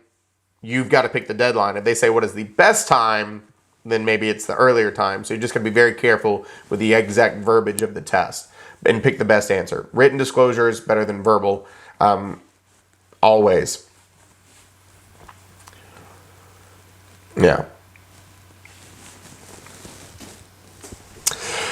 So let's talk about what happens when a broker gets a disclosure wrong. And before we get into this, I'm going to show you something, okay? When we're dealing with these material facts, we deal with misrepresentations and omissions. And we deal with willful and negligent. Folks, what do you think willful means? But tell me, what does willful mean? You left it out on purpose. Did it on purpose. Absolutely. What does negligent mean? Knowing but not telling. It's not that you know. Negligence you don't know. Negligence is you should have known. You didn't do your job right. That's what negligence is. You're a silly little goose is what you are. Okay? Because you didn't do your job exactly like you were supposed to do it. That's negligence. And so then a misrepresentation is saying something that's not true. And an omission is saying nothing at all. Let me show you one slide.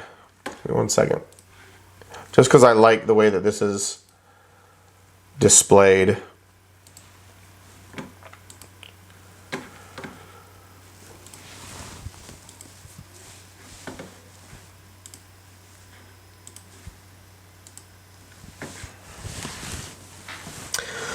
So willful is you knew and it was deliberate. Negligence is you should have known or you made a mistake. Misrepresentation is you said something.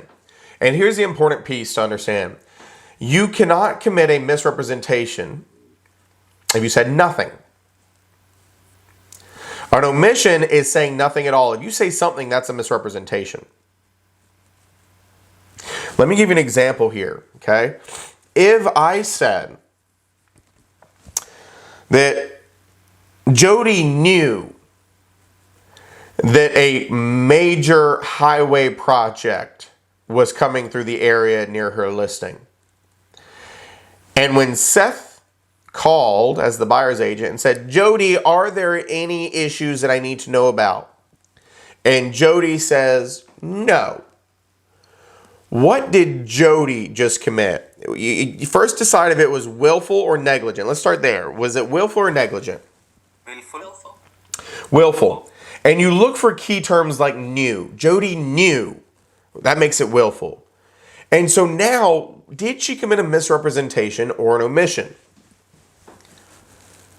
Misrepresentation. Omission. And here's where the confusion sets in. This is why I use this as an example. Did Jody say something? Yes. Then it was a misrepresentation. She said no. No is saying something. She lied. Willful misrepresentation is your liar, liar, pants on fire. Folks, Jody would have had to say nothing, but she said something. I asked her a question. She said something. You got to be very careful, because if you open your mouth, it can't be an omission. An omission is you said nothing. So let's go back. Jody knows of a big highway project that's coming through the area, but never discloses it to anybody. That would be a willful omission. Now, please understand that there was no obligation for me to ask. She had an obligation to tell me whether I asked or not. So she's still equally in trouble, but that would be a willful omission because she said nothing, but she knew. Let's take that one step further. Jody didn't know about this highway project, but it was highly publicized. And she didn't disclose it because she didn't know. Now what did she commit? It's a negligent omission. Negligent omission. Folks, the best recommendation when you get any of these on a test question, take it step by step. First, figure out if it was willful or negligent. Willful, look for things like knew, was told, was aware of. Negligent, didn't know, should have known, forgot. Then figure out if it's a misrepresentation or an omission, right? Misrepresentation is said, did, told. Folks, if you put it in the MLS, you made a statement. If I put something in the MLS as, this home is, no issues, that's a statement. Disseminating to the public is misrepresenting. But if you didn't say, don't disclose, said nothing, right? Those are omissions. That being said, you find folks have earned a break. 10:31, 10:41. I'll give you your extra minute. Whoop, whoop. All right, folks, 10:41.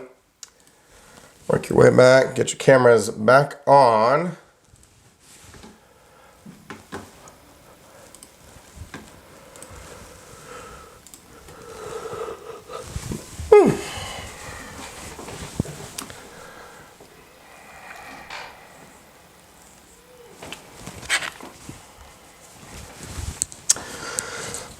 So we're talking still about these material facts and the things that you can be guilty of, right? Willful and negligent, misrepresentations and omissions. So these next couple slides have a few kind of points and examples and things of that nature.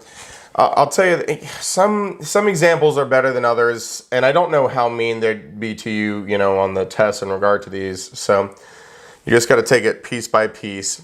This is just misrepresentation regarding material facts is made by any licensee who makes a statement that is factually incorrect. In order to misrepresent, the licensee must say, type, write something, like I told you. If you leave out something, if you say nothing, if you can't be committing a misrepresentation. Misrepresentation is you said something that was untrue, typed it, said it, disseminated to the public in some shape or form. An omission is when you said nothing, but you had an obligation to say something. Okay? Big difference there. So you're going to be very careful of somebody saying no issue, right? That's a misrepresentation, not an omission.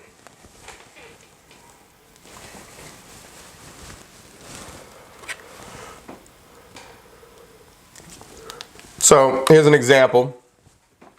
Tommy is a listing broker and states, right? There's a key word, right? States to a potential buyer that one of his listings has no problems with the roofing.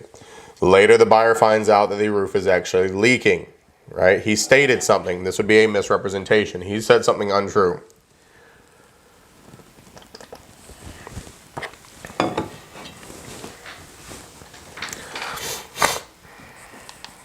Here's a different kind of take on it. We have Samara, provisional broker, takes her first ever listing. She tours the properties with the sellers, but is a bit too nervous to ask the seller about the obvious cracks in the foundation wall. A buyer who did not have a home inspection purchases the property and later finds foundation settlement issues. And then it goes on to tell you, it doesn't really matter here why Samara failed to mention the foundation issues. The fact that she failed to communicate the issue is an omission. And so that's what we're just asking, right? We're kind of looking at two different things. Always start with figuring out, is it a misrepresentation or an omission? And is it willful or negligent? Take it in two separate pieces. You don't need to answer the whole question in its entirety at once. You're less likely to make mistakes if you break it into two pieces. Yes, it's an omission. Something that she reasonably could have discovered. Whether her reasons, it doesn't really matter. Understand that an omission and a misrepresentation are both going to get you in trouble. It doesn't really matter. If you had an obligation to disclose, you're in trouble either way. So we've already said, a willful act is done where you have actual knowledge. Negligence is done because you didn't have knowledge, but you probably should have, or you've made some kind of mistake. If you make a mistake, that is still negligence. Or if you forget something, that is negligence.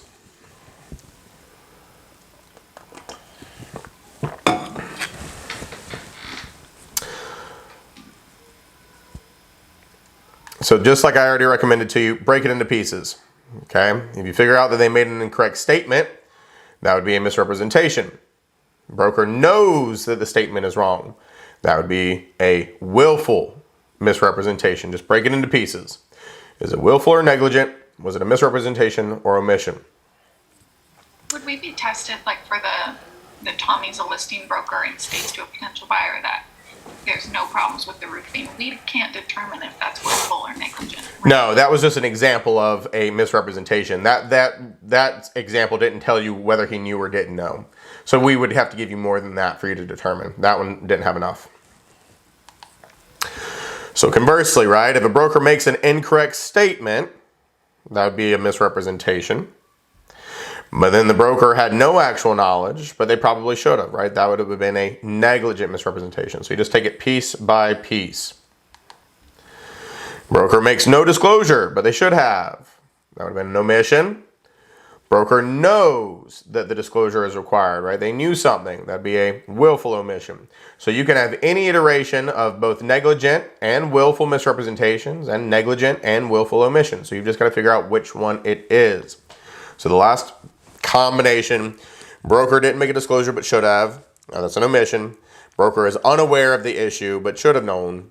Negligent omission.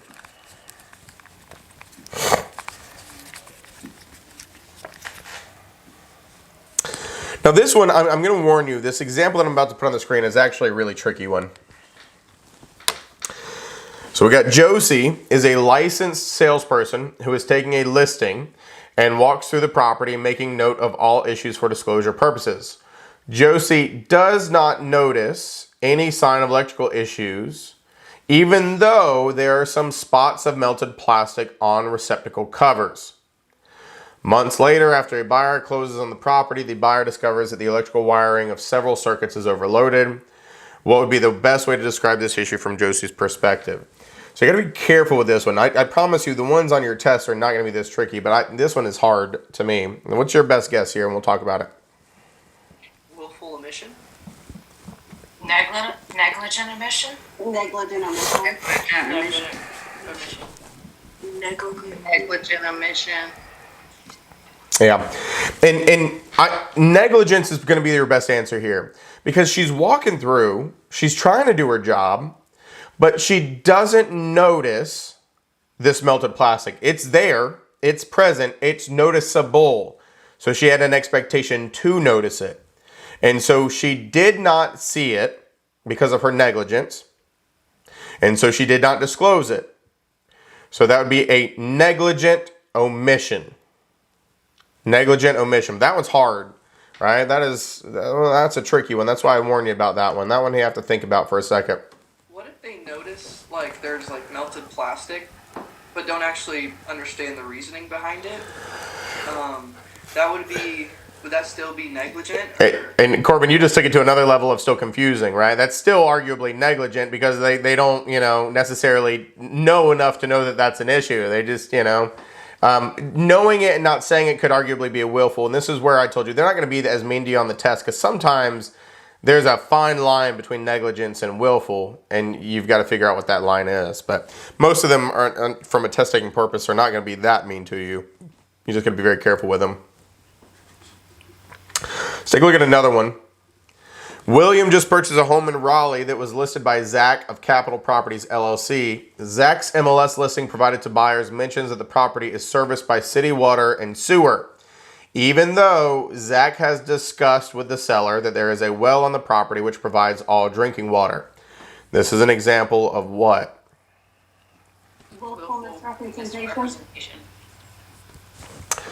Zach knows that it is serviced by a well, and he states that it is serviced by city water. He knows. There you go.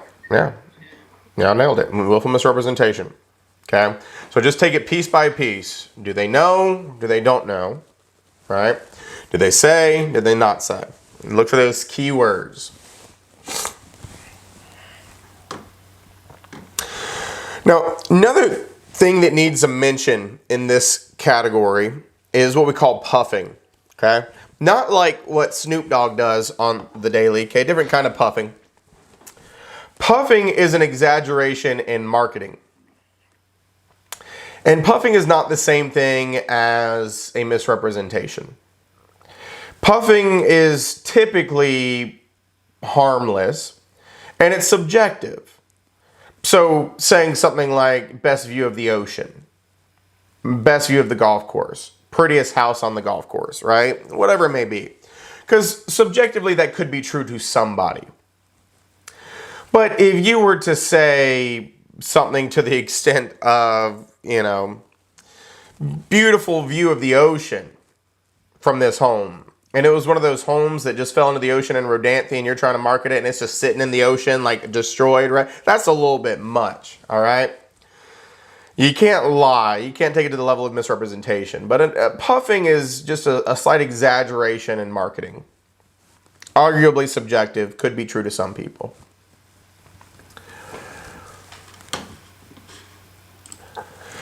So here's where we get into those stigmatized properties, things that are not a material fact. Remember, the reason why this is important, it's not saying that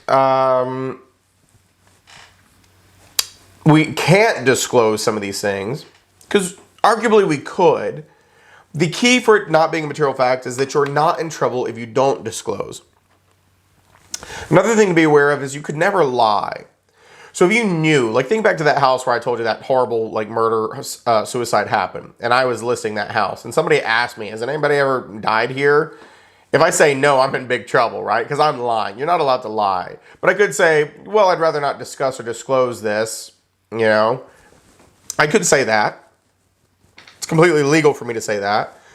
But understand that I also could disclose. There's nothing stopping me from telling somebody that a house is haunted or that someone died in the property or anything like that.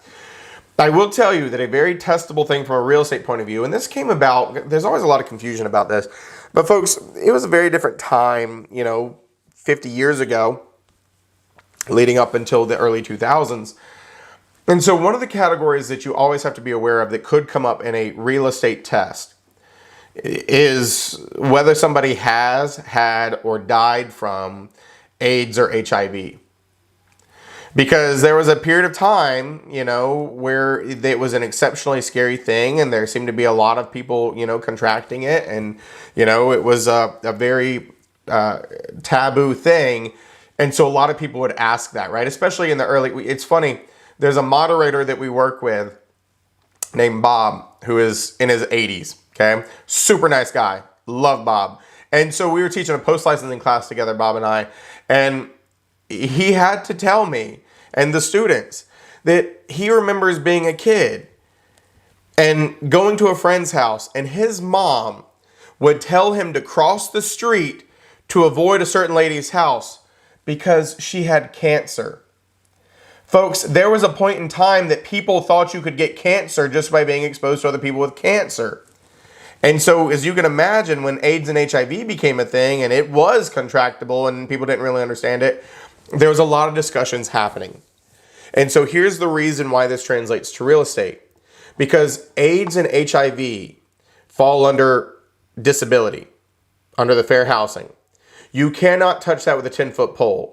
Even if you know somebody has had or died from HIV, it would be a violation of fair housing to talk about it.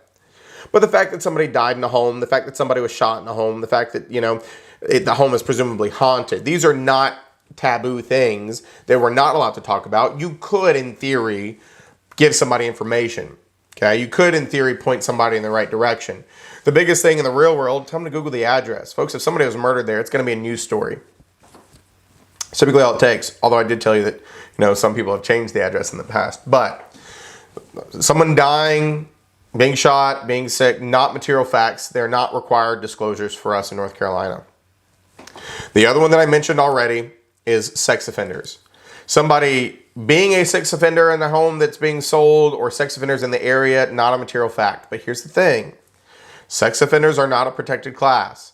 You absolutely can tell your clients to go look at the sex offender registry. Folks, Megan's Law is something that you need to have in your mind associated with this. I promise you could see that on the national test. Megan's Law was a law that was passed after a sex offender and a young girl named Megan. We don't need to go into the details of what exactly happened. But Megan's Law was the law that created the registry and the database that made sex offenders be registered. So if you see any reference to Megan's Law on the test, it's talking about the sex offender database. So you can point your clients to that database and say, you're welcome to do your research. Yet again, when it comes to things like this, we don't typically want to do the research for them because we're not required to. And so we just don't want to open ourselves up to additional liabilities. But we do have the ability to point them in the right direction so long as it is not a violation of fair housing.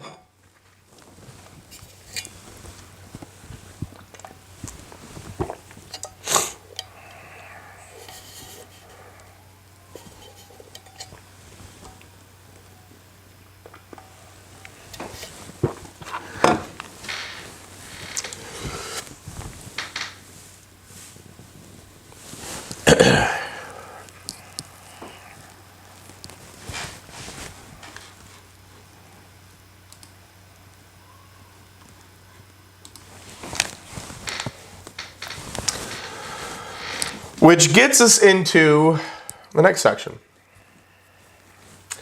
And here is where I'm going to point out something to you again. I want to show you this because I still have these up from yesterday. If you go back to this little piece right here, what I'm about to talk about actually does not fall under agency at all. It falls under environmental issues in real estate. And I told you I'd give you these warnings, right? Because of the way our slides are set up, sometimes we're teaching them in a certain category, but that's not where they're going to be tested. So if you look, environmental issues in real estate, what we're about to talk about, has 3 questions on the national, okay? Has nothing to do with agency in any way, shape, or form when we're talking about this environmental stuff. So I just wanted to point that out.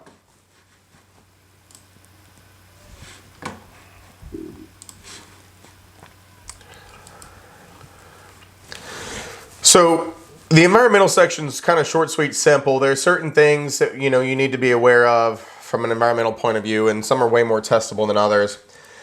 When we're dealing with environmental issues, there is obviously some impact on real estate and real estate law and real estate transactions and things of that nature. And so the presence of known environmental hazards would be a perfect example of a material fact, right? If there is a dump, of toxic chemicals that happened on that property and you knew about it, that's a material fact. We talked about those underground storage tanks. That's a material fact. Excuse me. There's a decent number of material facts that can come from these environmental issues. And they kind of even go to an extent that you may not expect them to. and I don't think it's in these slides, but in some discussions, being close to power lines is considered an environmental impact because of electromagnetic fields and things of that nature, right? The same concept where we all thought we were going to have tumors when they invented cell phones. Being close to, highly electromagnetic fields is not necessarily a good thing for your health in a lot of viewpoints. So, environmental issues do come up in the real estate world. So, I'm going to kind of paraphrase some of this. Federal laws about environmental cleanup. This is property owners are responsible for any spills or cleanup costs on their own property. This is called strict liability. I want to expand this, okay? There was, and let me back up for just a second. If you look right up here, CERCLA. Everybody else can still hear me, right? Yes. Yes, we can hear. So we just need to, Becky, would you type to Andres to just, check his speaker output or his, volume, or tell him to log out and log back in, because, yeah.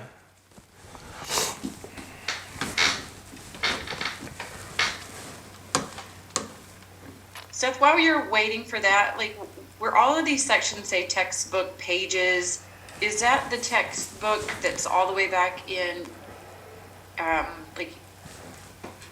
no. It's just in sections. Is there anywhere to actually access the entire thing? Yeah. I think we send you out the digital version of the entire thing. If you, hold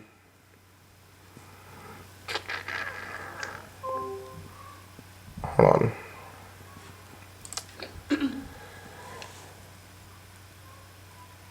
Becky, do we give them a link for the actual textbook at this point? We're still doing that, right? They have the whole thing, or are they just looking at the sections? It's all available on Learn Test Pass, and it's divided up by sections. Okay. Okay. So let me see what I can do though. I have a backdoor into the system. Some fool gave me a backdoor into the system. That was really bad. You're right. How dare they, right? It's just gonna wreak all kinds of havoc. Thank you. Yeah, I've been trying to view it, and it's like it doesn't view the same way. Like if it says it's these pages, those pages aren't. Oh yes, it's going to be different from the print copy to the digital copy because of the way the PDF formats. So, And it should be, if you look at the bottom right, it should be these pages, right? It's based off the pages that are in here. So, I mean, yours should look like this. So we're saying 45, 44, right? Talking about the environmental hazards and things. Yeah, So, I haven't looked at these yet. I had the one from yesterday that the pages just didn't. It was really strange. so if we go, But hold on. but it might just be in my head that it was weird because it's got like a 64 versus a 36. So and it printed weird, but that's fine. Yeah, so that's probably what it is. Let me just make sure that in Learn Test Pass what it looks like. Yeah, they're in there. So if you scroll down to like 46, 48, it's not the PDF number, it's the number on the bottom right. It could have been an issue with my printer too because I tried to print the Unit 3 part and it only printed pages 38 through 4. It could be me. So I'll try again. Okay. Fine. Thank you. Absolutely. So here's the thing that I want to talk about. CERCLA, and it's going to pop up here. You don't really need to know the exact name of it. It's like the Comprehensive Environmental Reduction and Cleanup Liability Act or something like that. Basically, the general rule of thumb was talking about some big hazards. I mean, folks, when I told you about how the one guy was told to avoid people because of cancer, there's a lot of things they didn't know back in the day, right? And one of the things they didn't know is how hazardous some things were, like lead and radioactive materials. Folks, just to paint a picture for you, did you know that there used to be a guy who sold a radioactive curative tonic? In other words, they would make radioactive water and sell it as a curative tonic for people to drink, right? And what it actually did was kill people in a very, very horrible way. So much so that, that one guy who drank it all the time lost the bottom of his jaw because it was just irradiated. And then same thing too, if you ever watched that like documentary about like the girls who used to work in the factories with the watches, where they had like the radioactive stuff for the watches, and they all died very early age because of these things. The point is, there was a lot of things that they did in the older days, not realizing how bad it was, that have come back to kind of bite us in the butt. And there is big ones within real estate. And so the most prevalent thing was actually not as crazy as radioactive material, but what it was those underground storage tanks that we were talking about.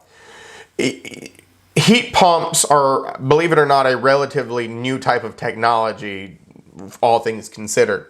And so a lot of people back in the early 1900s, leading up into the mid 1900s, had heat sources by like petroleum-based heat or oil or petroleum-based heat furnaces. And as technology improved and heat pumps and central air became a thing, a lot of people abandoned these tanks in the back or in their yards, right? Big old metal tanks in the yard full of oil and petroleum-based byproducts. Well, folks, as you can imagine, when you leave metal in the ground for 40, 60, 80 years, and it's wet, it's moist, and there's natural microorganisms, they decompose, they rust. And so the government realized that this was a huge issue back in like, the 80s.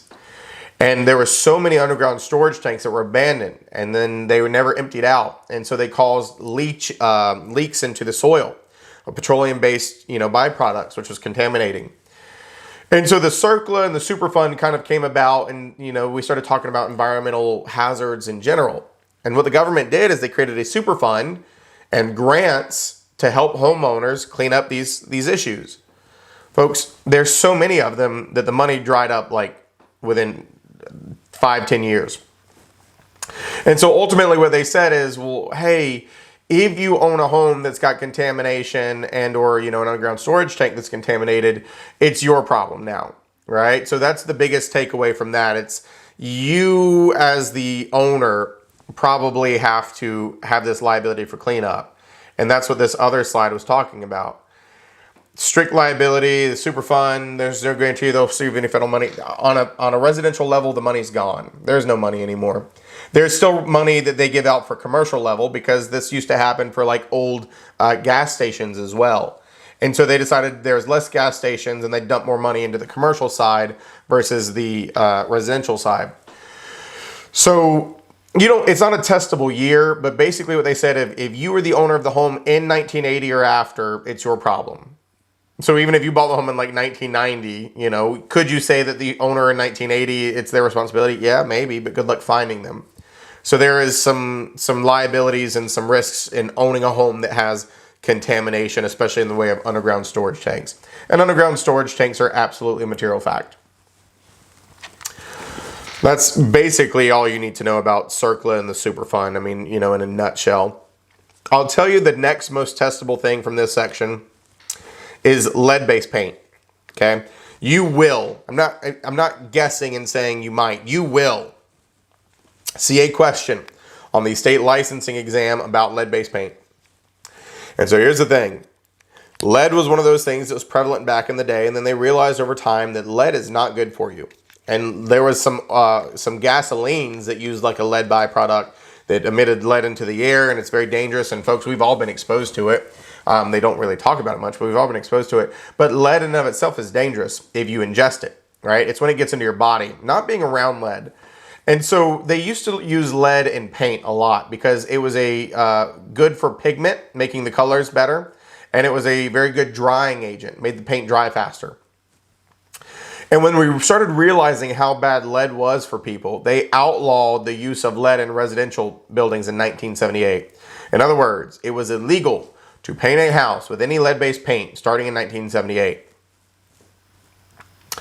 Well, then in 1992, we realized that there were so many of these things that we probably needed to tell the public about all these older homes that still existed that could have lead-based paint.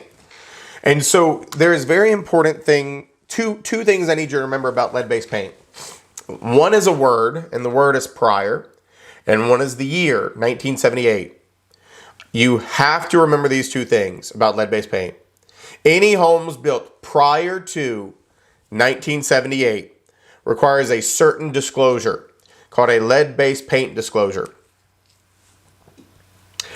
Now, folks, let me make sure that you're following along with me.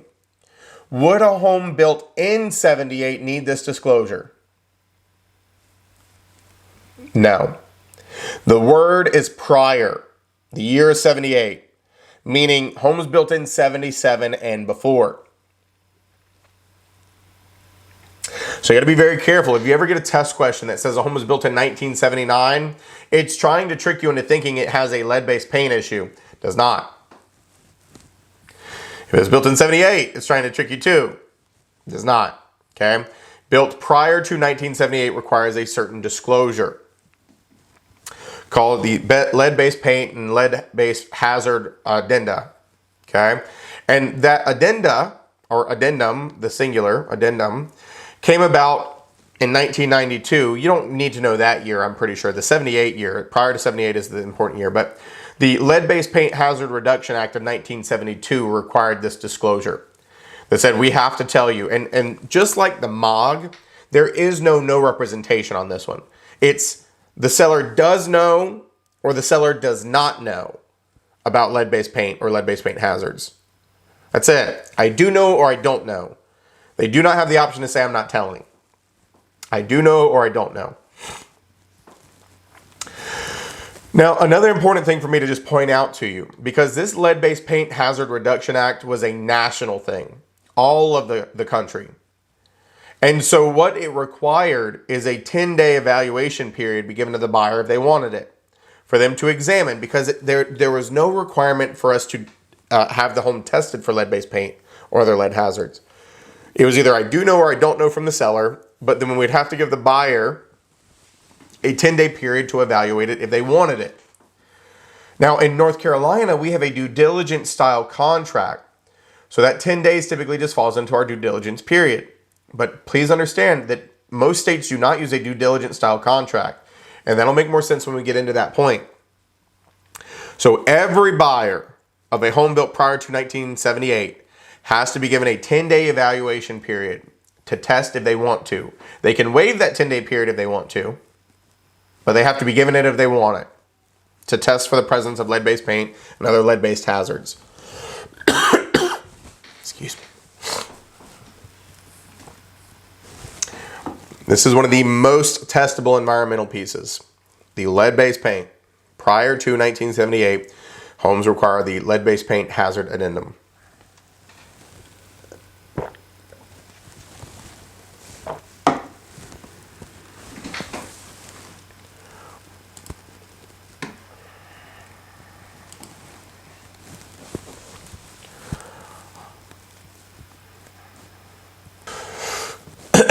So, I'm going to warn you about this next slide because there's a word on here that it's okay to think about this word with this, but there's another area where I want you to think about this word even more so, okay?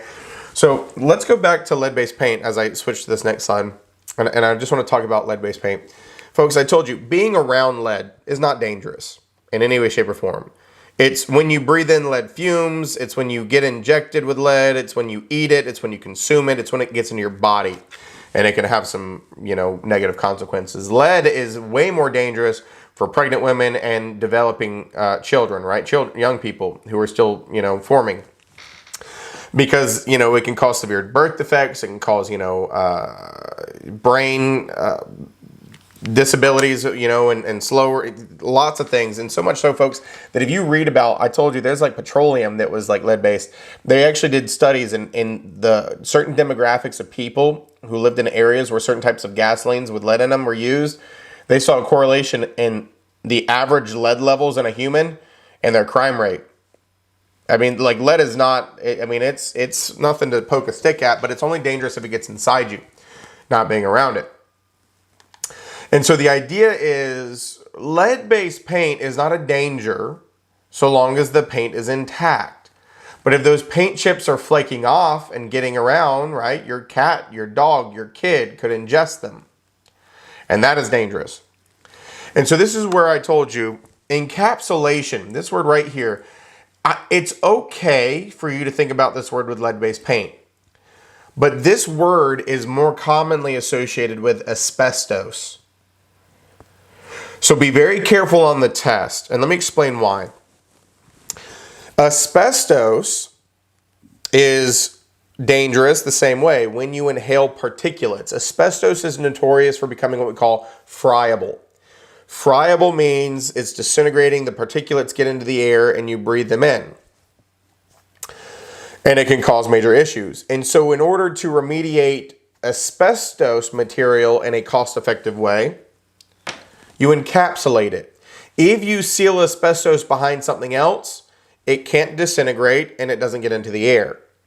So you are more commonly going to see this word encapsulation associated with asbestos remediation. However, arguably, the same thing could be true of lead-based paint. If you paint over lead-based paint and the paint is in good repair and not flaking off, it's less dangerous. So you could see it used for either. Everybody with me?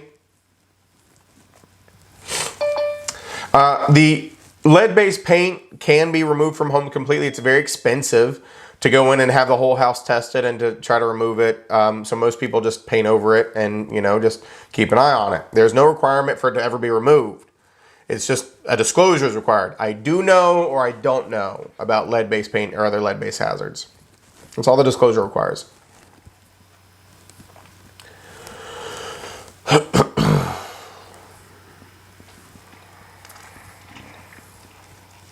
So this lead-based paint, let me actually show you the disclosure really quick.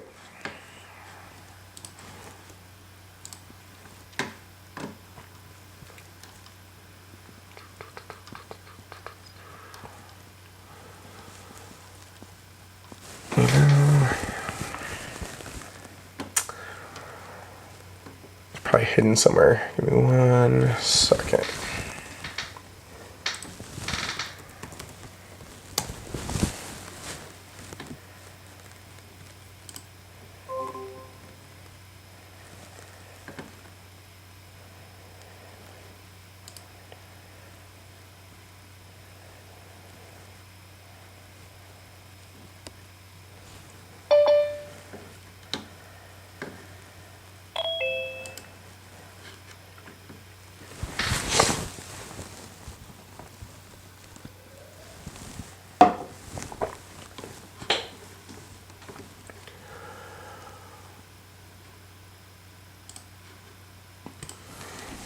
You do not have access to this. This is an actual agent portal for documents. I'm sure the lead-based paint disclosures in Learn Test Pass somewhere. It just wasn't right there immediately, so I figured it was easier for me to come find it and show you it in a different place.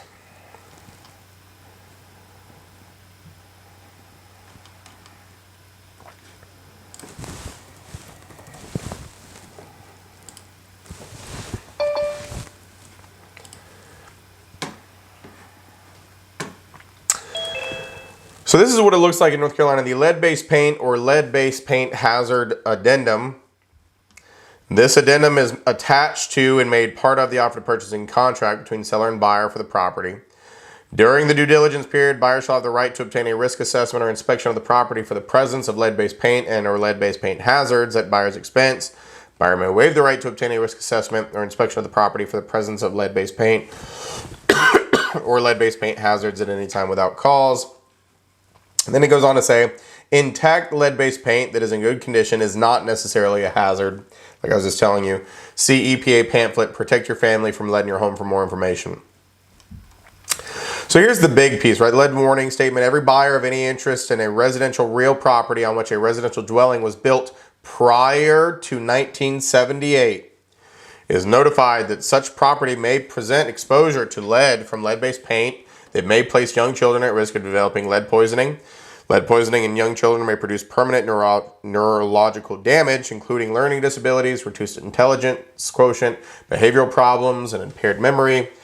Lead poisoning also poses a particular risk to pregnant women. The seller of any interest in residential real property is required to provide the buyer with any information on lead-based paint hazards from risk assessment or inspection in the seller's possession and notify the buyer of any known lead-based paint hazards, so on and so forth. So right here's where I told you, you either do know or you don't know, right? Known lead-based paint hazards or no known lead-based paint hazards. And then either I do have reports or I don't have reports. And then from, an agent point of view, buyer acknowledges that they've gotten the seller statements. Buyer has received the pamphlet, Protect from Your Family from Lead in Your Home. That is a requirement. One of the interesting things about this lead-based paint disclosure is both listing agent and buyer's agent have to sign this, acknowledging that we did our respective jobs. The listing agent, the person representing the seller, has to let the seller know that they have to disclose this accurately and truthfully. The buyer's agent has to provide the buyer with the Lead in Your Home pamphlet from the EPA. Now, remember that word I showed you yesterday. If you look down here, look what the signatures it actually wants. Listing agent, selling agent. Because even if you're not working for the buyer, if you're working with the buyer, you still have this obligation to the buyer. So you could be a buyer's agent or a seller sub-agent. Buyer's agent means you would have loyalties to the buyer. Seller sub-agent would not. But either way, you have obligations to give that to the buyer. I told you, listing is not a dangerous word. Listing always means working for the seller, as you can see.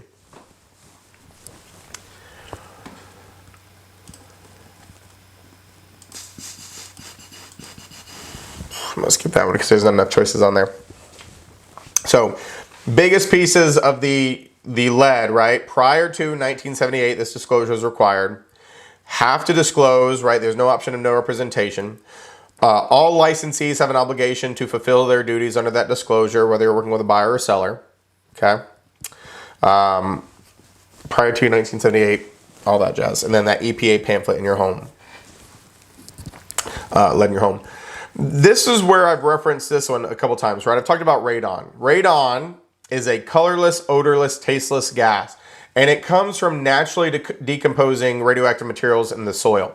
Nothing special down there. It's just naturally occurring things. Like nobody's planted radioactive stuff in the soil that we know of. It just exists. So, radon in and of itself is not necessarily dangerous. But at a certain concentration, it is considered dangerous. And so that concentration is what we call 4 picocuries per liter. That is the unit of measure of a gas in radioactive form, right? 4 picocuries per liter. If it's at that concentration or higher, it is a material fact. Now here's the other big piece of radon. Remediation for radon is a fan. It's ventilation. It's air. Folks, think about how gas works. It's how you fix it. So while you may paint over or encapsulate lead-based paint, and you would definitely encapsulate asbestos so it doesn't become friable, gases that are dangerous, you just have to ventilate. You have to get extra air in there. And so there is a passive ventilation system, which just involves more vents. And there is an active ventilation system that uses a fan. If you don't believe me that air fixes gas issues, I want you to just think about it, right? If you've ever had a brother or anything or a significant other that is just mean as the dickens, okay? And you're doing a long road trip somewhere and you stop and get some snackies at Taco Bell, and about 20 minutes later, they hotbox you in that car and they lock all of the windows and you're just sitting there, and then you finally get to open that window and you just breathe that fresh air. I'm telling you, air fixes all gas problems, okay? That's all you need. So ventilation is how you fix radon gas, okay? That is the most testable piece for radon. 4 picocuries per liter or higher would be a material fact. And ventilation is how you remediate, resolve, fix it, make it less dangerous. Because what happens is if you set a ventilation system, it comes from the soils, right? So it comes up through the ground. But if you put ventilation, like a system that pulls air out of your crawl space and then kicks it above the house, you're not going to be breathing it in. It just goes up into the sky. Ventilation. So radon in and of itself is not a material fact, but at 4 picocuries per liter or higher, it is.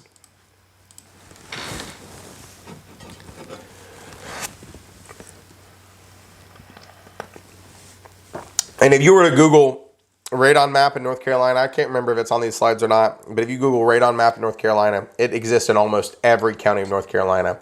The only counties it doesn't really exist in is right between Fayetteville over to Wilmington, that little pocket. In the southeast, it's not very common, but everywhere else, it pretty much is, could be pretty high levels.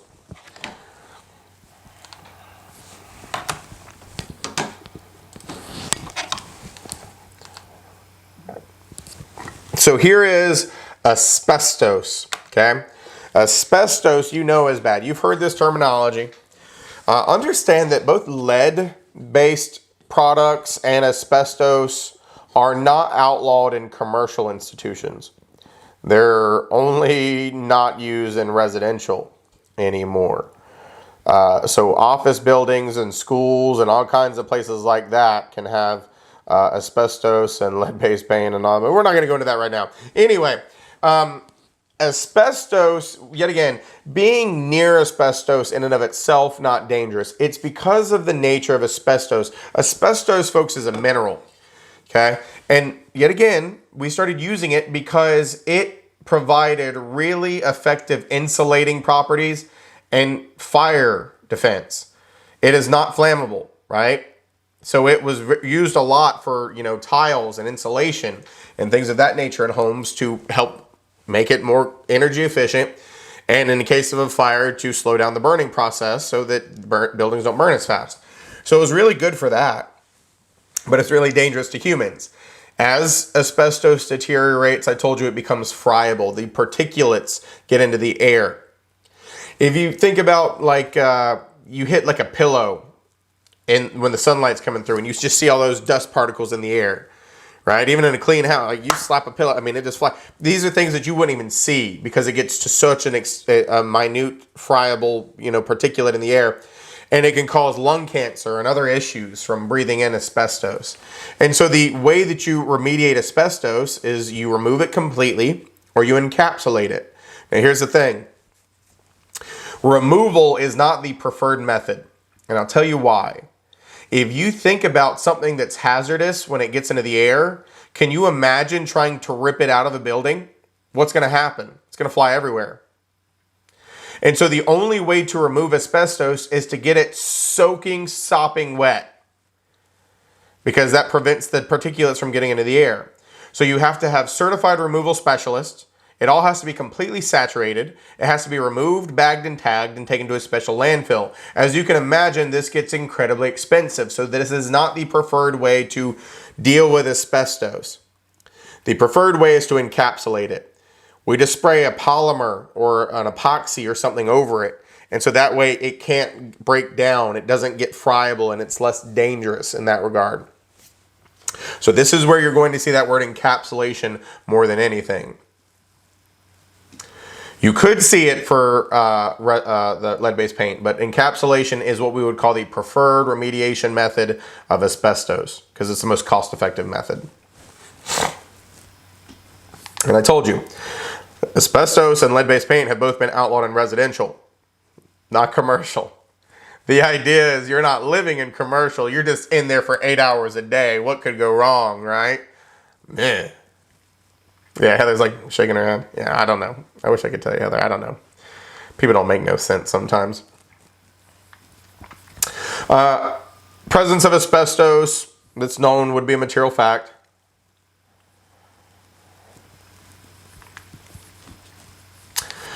Here's the other piece, right, that I already said. Asbestos can be taken out of the property completely, but it's very expensive. That is not the preferred method, okay? Encapsulation is the preferred method. You do have to know that both are available, but if there is a preferred method, right, go with encapsulation. It's more cost effective. It's less risky. There's, you know, all kinds of things, but they both can happen. Excuse me.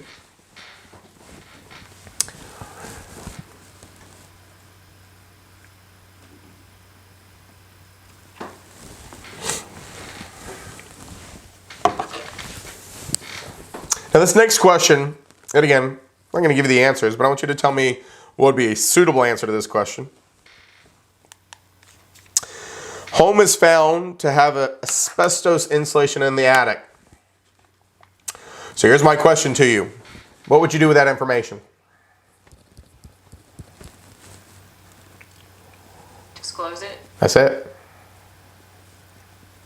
Disclose it. There is no responsibility to automatically remove stuff. There is no responsibility to remediate stuff. It's just, it's at that point, it's a material fact that has to be disclosed. And then we address it whichever way we need to as the transaction unfolds. So let's talk about the next big environmental kind of thing that comes up a lot in residential real estate. And that is mold. I'll tell you that mold is such a strong word, and we don't like that word. The most common word, the preferred word, is microbial growth. Okay? Because not all mold is bad, and not all microbial growth is inherently mold, right? So mold is a very strong word. Okay?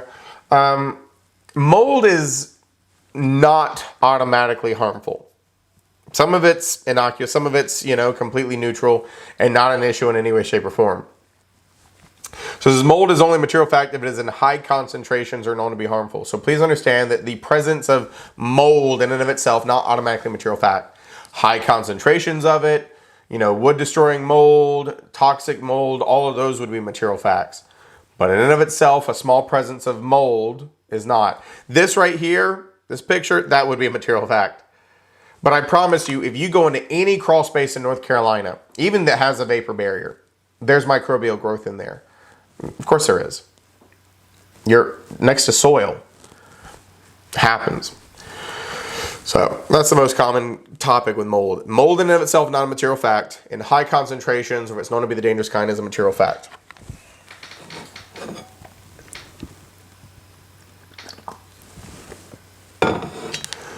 This next one, arguably the most dangerous. Carbon monoxide. Carbon monoxide is the byproduct of combustion. So it is present in garages, if you've got a car in there, and it can be present if you have a gas heat source. And it is extremely dangerous because just like radon, it is colorless and odorless. And folks, it is one of the biggest causes of death across the board in a lot of places. Because you never know that there's anything wrong until it's too late. Because all you do is basically go to sleep and you never wake up. So much so that that is a preferred method of suicide for a lot of people. They just park their car in their garage, crank the car up, and just... So, when we're dealing with carbon monoxide, yet again, the only way to know that there's an issue is things like carbon monoxide detectors. This is not something that we're, regularly aware of or disclosing, but this does go into what we call the Residential Rental Agreements Act of North Carolina. We'll talk more about this later. But in the Residential Rental Agreements Act of North Carolina, there are some mutual obligations between landlord and tenant. And one of the obligations from a landlord point of view is to provide a fit and habitable living environment. And that includes working smoke detectors and carbon monoxide detectors at the start of your tenancy.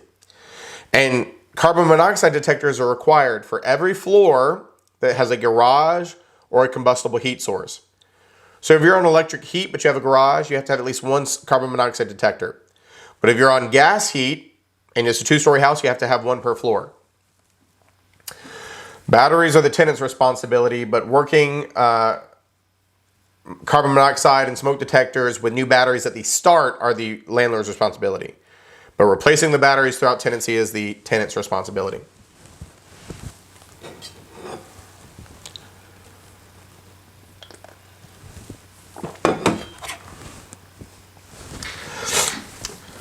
So, next slide, I'm going to put it in a different category. The next slide is a little Breaking Bad action, right? Some crystal meth. I told you we talk about crystal meth a lot in this class.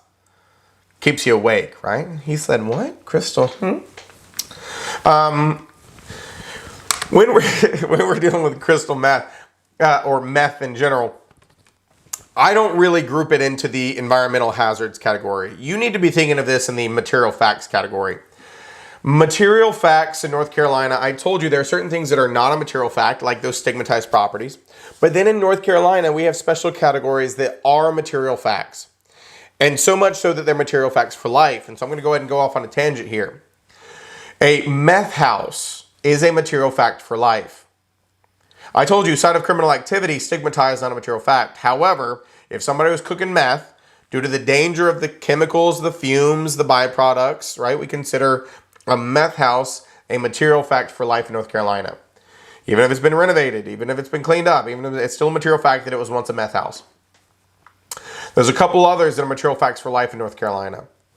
If we have polybutylene pipes that have ever leaked, that is a material fact for life in North Carolina. In other words, if your house had polybutylene pipes that leaked, and you had a plumber come in and replumb the entire house with something new, it is a material fact that it once had polybutylene pipes that leaked.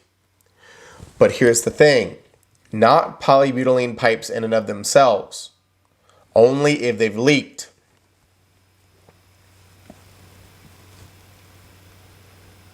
Go ahead and ask it, Heather. Why? I'm afraid to ask the why. And I wish I could tell you. The idea here is that polybutylene pipes very commonly leaked. And just so we're all on the same page, it's not the piping itself. The polybutylene wasn't the issue. Typically, it was the use of copper fittings in conjunction with polybutylene pipes. And the way that they reacted with each other, a lot of the copper was leached out from these fittings, and it caused leaks. And so the commission just had to form a stance that, well, not all polybutylene pipes leak, but most did. And so they just made a stance that if they've never leaked, it's not a material fact. If yours were the random few that used a different type of fitting or never leaked and you've had no issues for 30 years, you don't have to tell anybody that it has polybutylene pipes. Would poly pipes come up in an inspection? Yes. It's not for the purpose of a hazard, though. It's the purpose of potentially causing damage to the Correct. structure. Leaks. Yep. It's not dangerous in and of itself to be around polybutylene pipes. It's if they leak, they're probably going to leak into your walls, into your floor, into your crawl space, and cause mold issues. That's the water damage potential is what's the issue. Yeah. Thanks. Mm-hmm. So let me tell you another one. What kind of pipes are we talking about here? Copper? No. So the material is actually called polybutylene. So that is what the piping in and of itself. Hold on, let me.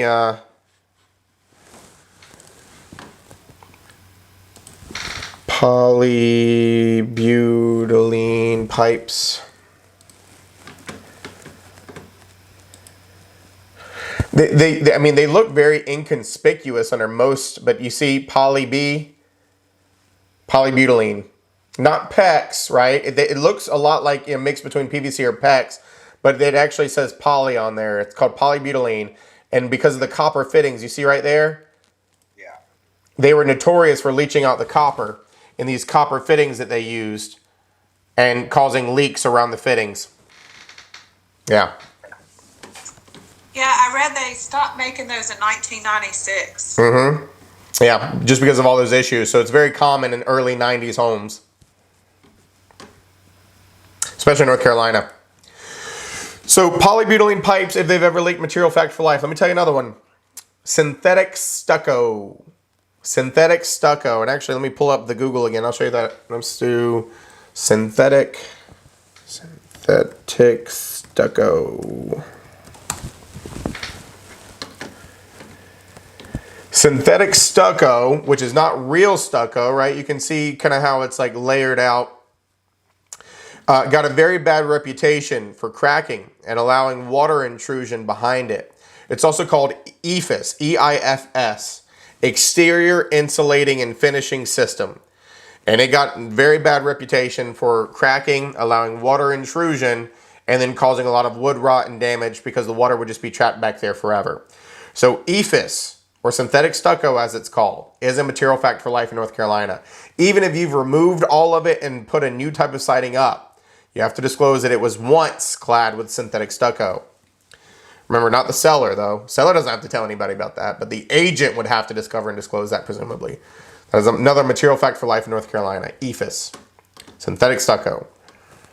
For the poly piping, do they just need to, so say they leaked, we almost bought a house with poly piping and our agent did tell us it was poly piping.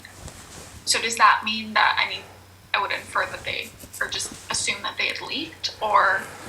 Some agents just disclose it just because. right? Because, a lot of people don't really know the rules to the level that, we have to as instructors. And so they probably just remembered somewhere along the line that polybutylene pipe was some type of material fact, and they probably disclosed it to you. Doesn't necessarily mean they leaked. Some people just, because, right, the rule of thumb is when in doubt, disclose.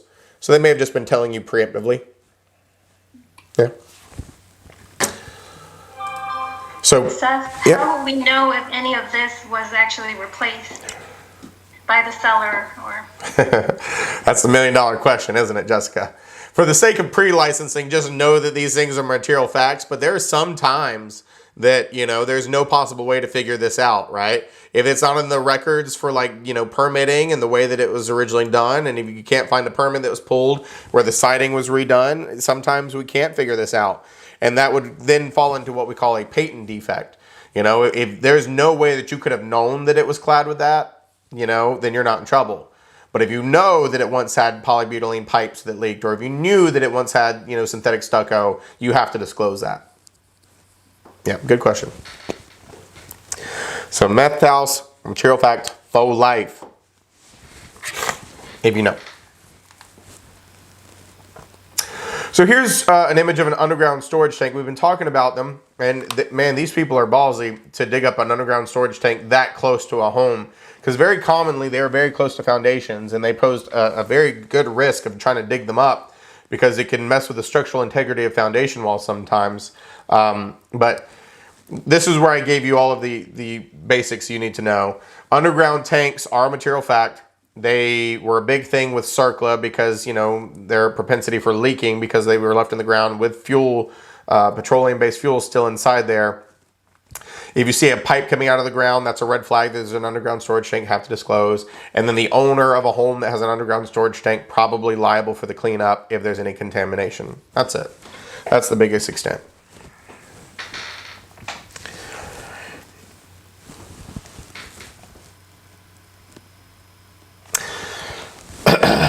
Now, here's the thing, all right? I want to remind y'all, before I do this, I'm just going to remind you that for consistency purposes, we're using Travis's slides, okay? So Travis did this to you, not me.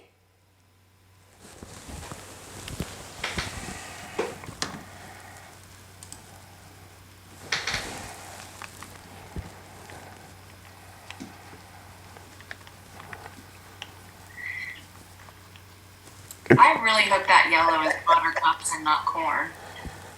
I hope so too.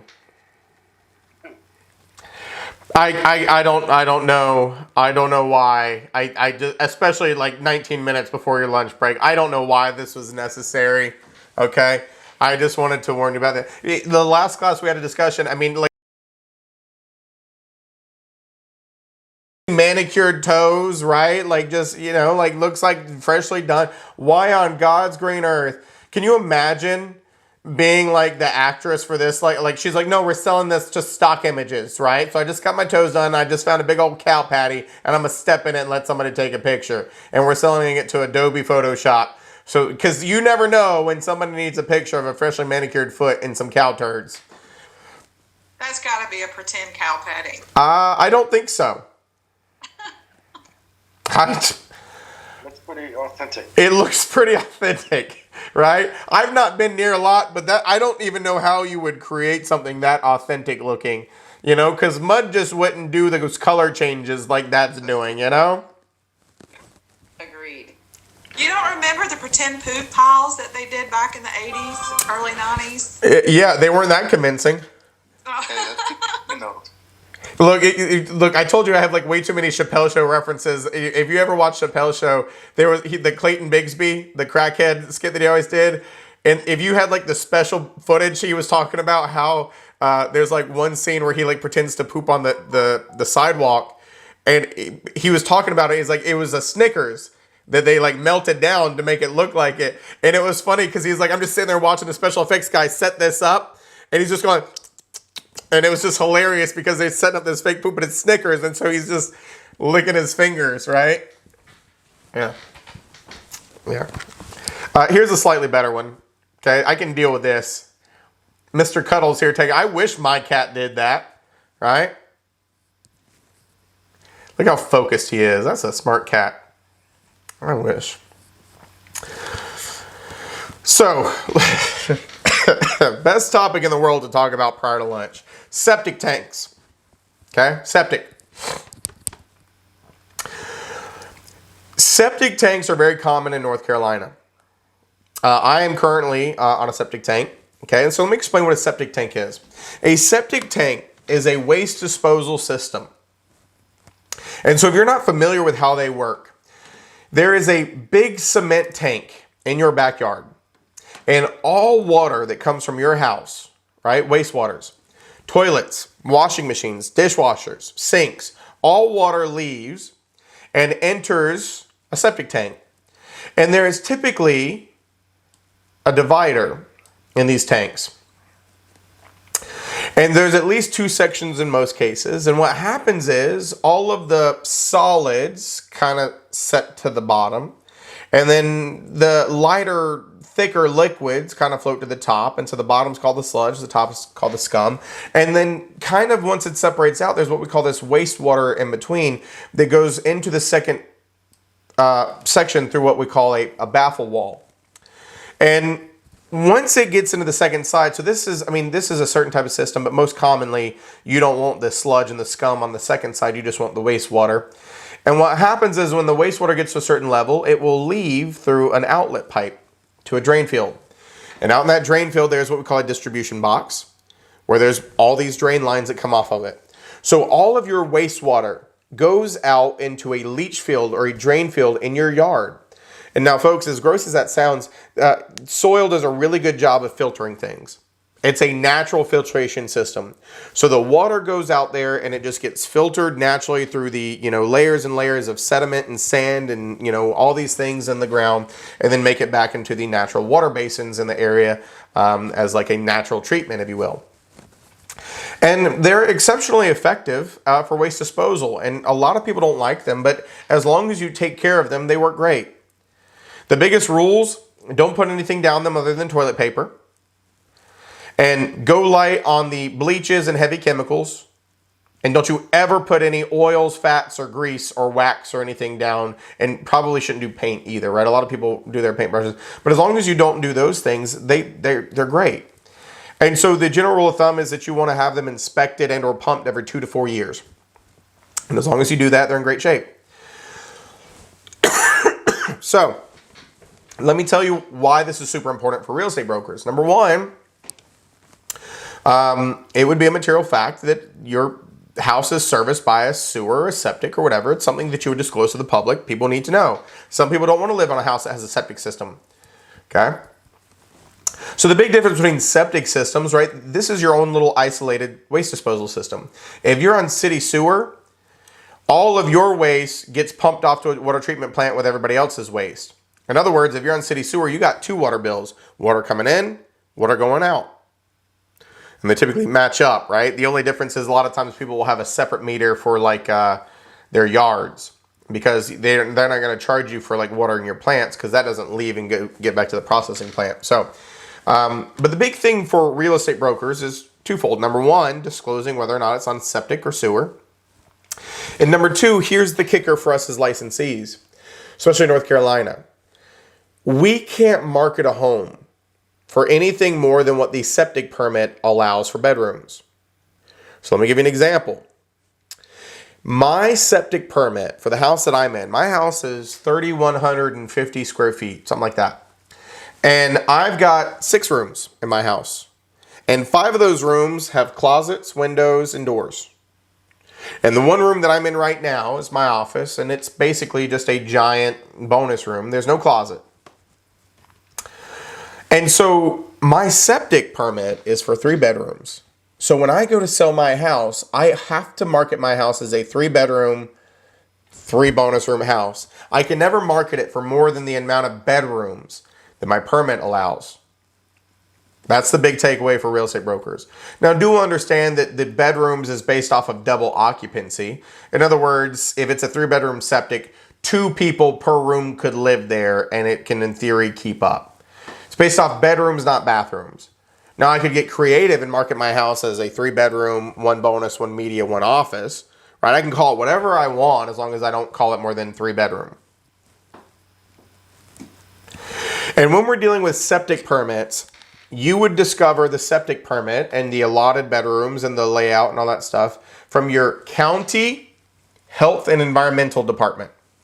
Some places just call it the health department, some places just call it the environmental department, but most places call it the health and environmental department. If the records are available, you would just go to your county. For instance, I live right between Johnson County and Wake County, but I live on the Johnson County side.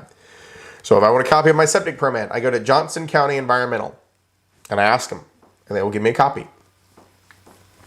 And it would show you where my septic tank is located, where my drain lines are located, and it will tell you that I have a 3-bedroom septic system. Now, do understand that if I wanted to upgrade my system, I could, and then apply for a new permit that would make it a 4-bedroom, 5-bedroom, or 6-bedroom system. I could. It's just very costly for me to do that. But so long as I keep it as a 3-bedroom permit, I can only ever market my house as a 3-bedroom septic.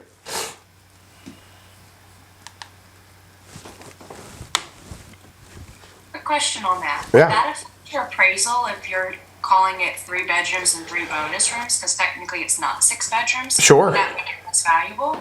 Yeah, absolutely it would. Okay. Yeah. Probably not to the umpteenth degree, because it's more of just a verbiage. I mean, can we all agree that, you know, if I wanted to let 72 people live in my house, I could, because I've got the space for it.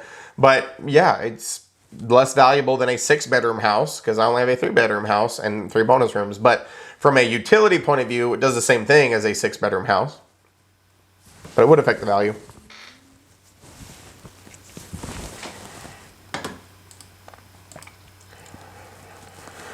So this is just kind of an example of like the drain lines. When the drain lines come out through the distribution box, they are typically covered in gravel first. And the reason why we cover them in some type of gravel is so they don't get backed up with soil. We want to keep the soil away from them, because that allows the water to go out, but not to let dirt come back in. Because if dirt can come back into your drain lines, it can cause them to get impacted and filled and clogged. And so we typically have some type of a lot of times they are using things nowadays like a synthetic material and like a sock around them to keep the soils out. Yeah.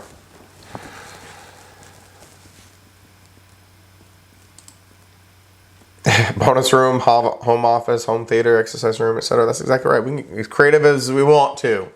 Call it whatever we want. I actually have a projector right on the other side. You can't see it. It's because like I used to, before I put my desk here, right, I actually had like a big old sectional back here and a big projector right there. But I decided that this is the best place for my desk, so I'm going to have to find a different place for my projector.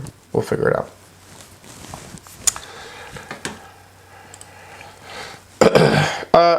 I've already kind of told you about the, I don't know why they wanted so many different pictures of all the different septics.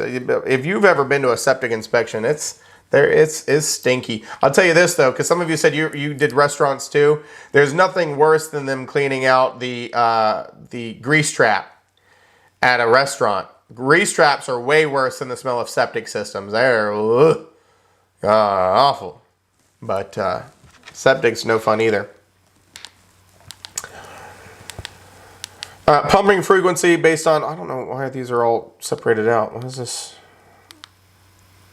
I wanted them all at once, whatever. Household size, total wastewater, volume of solids and wastewater, septic tank size, all of those things, right?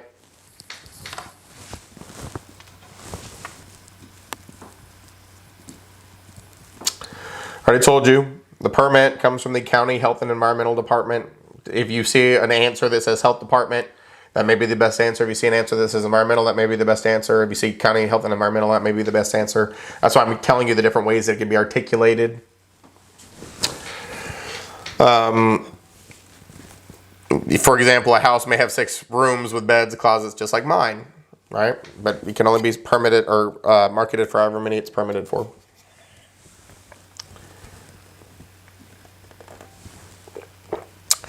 And it's not just like the size of the tank. Typically, it's really dependent on the drain lines. The reason why we call it a 2-bedroom, 3-bedroom, 4-bedroom is based off gallons per hour that it can dispose of.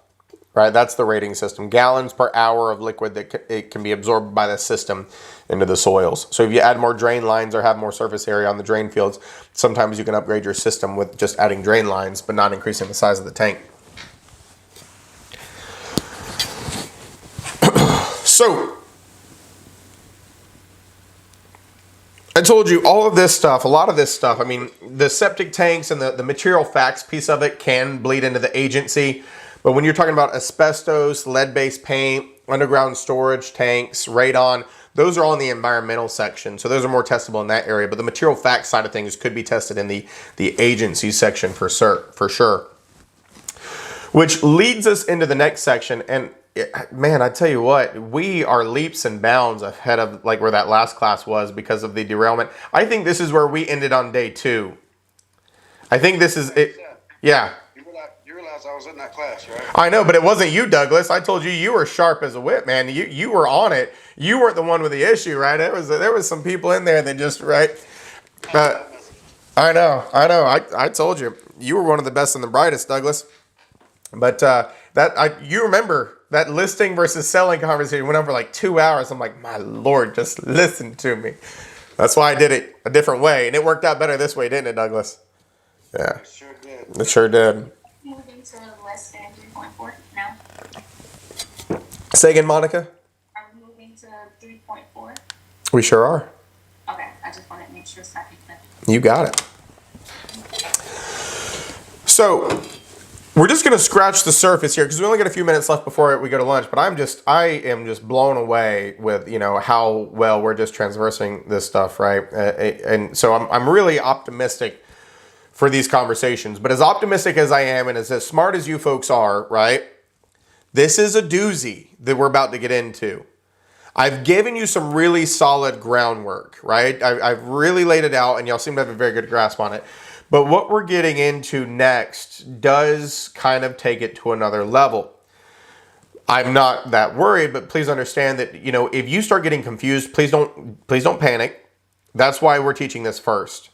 Because we're going to get exposed to it again and again and again, and we're going to have discussions, and you can absolutely ask questions. As much as I joke about being derailed, always ask questions, okay? I'm okay with you asking questions. I'm okay with you not understanding, because it does take time to learn these things. Everybody with me?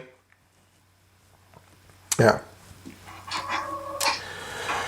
You know what, Douglas? I thought about it after the fact, now that you say that. I really probably should have skipped one more weekend before I started this class, because everybody, the retakes are like still going on today.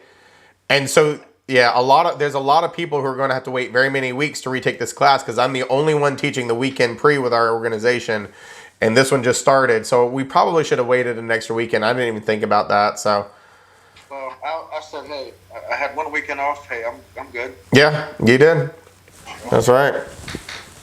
Yeah, that's right. That's, as they say, Becky, hindsight is 20/20. I'm like, dang, we really should have waited, because I would have had 2 weekends off. That's not the end of the world either, right? Because, just like Douglas, I had 1 weekend off, and I went down to Disney World for a couple of days, and then I'm back, right? And so in 6 weeks, maybe I should give myself 2 weekends off after every pre-licensing class. Maybe that's what I should do.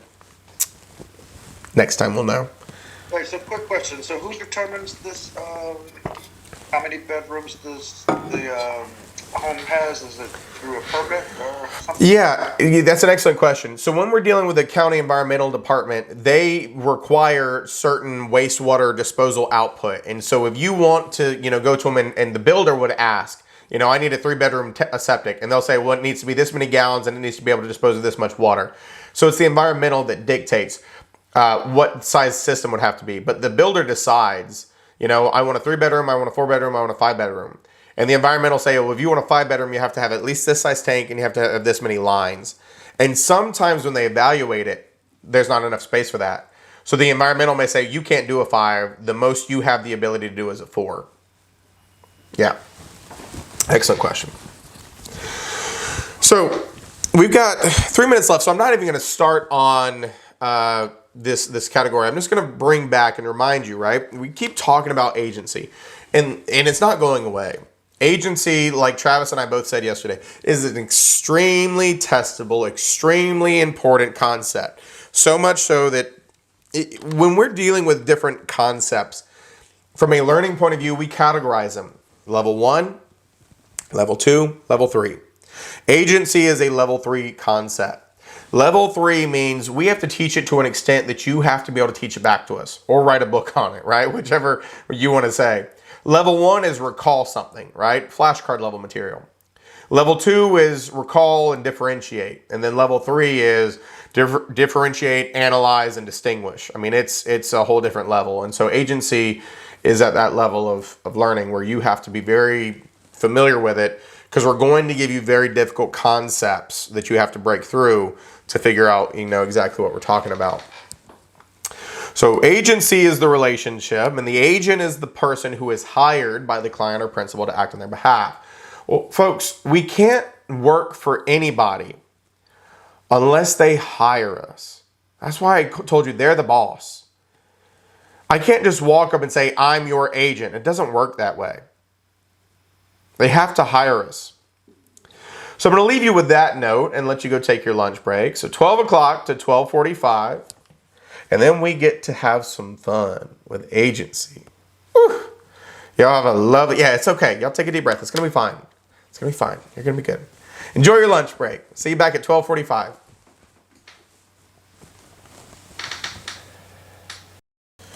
All right, folks. 12:45. Work your way back. Get your cameras back on. I hope you all had a lovely, lovely lunch break. So, let's pick up where we left off. We are now in section 3.4. We're going to start getting into the nitty-gritty of agency a little bit more. You got a pretty good foundational understanding of it. So we're going to take it to the next level now. Okay, so we said an agent has to be hired by a client. We can't just automatically be somebody's agent. We've already said that agency relationships exist outside of real estate. One of the most prevalent examples that we used early on was an attorney. Folks, just like you can go to court without an attorney, you can go into a real estate transaction without an agent. It's not a good idea, but nobody can just force themselves on you as an agent. You have to hire us. You have to say, I want you to be my agent. We have to form an agency relationship. That is how we become your agent. Okay? So, before we can be your agent, you have to hire us to be your agent. And once you have done that, now you are our client or our principal. And we owe you that old car scenario, right? Under that common law of agency. So I've already told you that real estate has defaults, okay? You default to certain things in certain scenarios. Excuse me. But real estate doesn't have many absolutes. And so the example I'll give you, the thing I'll remind you of, clients hire representation. And while they may be thinking that they're hiring the individual licensee, more often than not, they're hiring the firm. And so the firm is the agent. And then the individual licensees affiliated with the firm are sub-agents of the firm. The agent and the sub-agent have the same goal. They work for the same person. Remember, sub-agent just literally translates to agent of the agent. And if we don't tell you otherwise, when we say that such and such has an agent, the agent's the firm in the default scenario. We would have to tell you sole proprietor or something of that nature to tell you that it was an individual licensee versus a firm.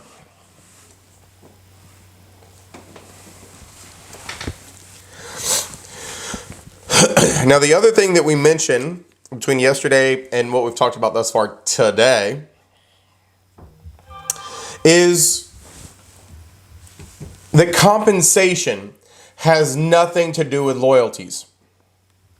Compensation has nothing to do with representation. We are one of the only industries that have this kind of compensation model, where we can be compensated by the opposite team and it's considered normal. And I explained kind of why yesterday. Because for the longest time, the only people in real estate transactions was listing agents, and they always charged the sellers because the sellers were the ones making the money. And when buyer agency became a thing, we just kind of left it. We haven't changed it. And so very commonly, sellers and or listing firms are paying the buyer's agent. Even though we have very different goals, even though our clients are going against each other, it's most commonly where we get paid. Are there times that we get paid from buyers directly? Sure, but it's the minority of the time, right? Most often we are paid by the opposite party. As buyers anyway. If we're a listing agent, we're getting paid by the seller. So that's kind of the ironic thing, right? The seller's agent's getting paid by the seller. The buyer's agent also probably getting paid by the seller.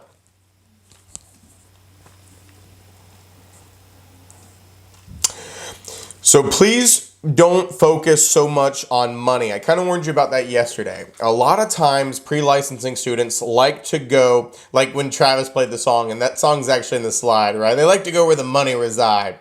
But it has nothing to do with money in so many instances.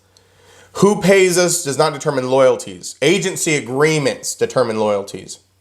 And then same thing too, if we're dealing with, agency questions, like seller sub-agency, don't worry about whether or not you're going to get paid. A lot of the questions are not going to be based on how you get paid.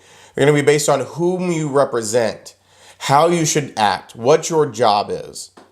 Very seldom are we asking money questions. The only time we're really asking money questions is if we're doing commission math, right? How much do you get paid in this circumstance? That's really the only time we're really caring about, compensation from a financial point of view. So, when we're dealing with compensation, understand that we talk about compensation and how we're going to get paid on an agency agreement. I told you, they're also called agency contracts because they are a type of contract. And so if I'm a listing agent, I'm going to have a discussion with the seller about what I expect to make. And because the seller and the listing firm are typically paying the buyer's agent, we would also have a discussion about how much we're going to share with cooperating brokers, with the seller. And then conversely, if I'm a buyer's agent, I sign a buyer agency agreement, I'm going to have a conversation with the buyer about what I expect to make. And you'll see later that when we look at those agreements, it says we're going to look to get it from the seller or the seller's agent first, but if they don't pay us, we may look to you to pay us. And that does happen sometimes. It's just not the default.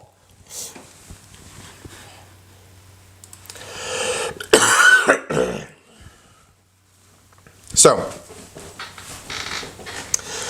I want to get into another agency concept, and I've kind of alluded to some of this, but I haven't told you the terminology.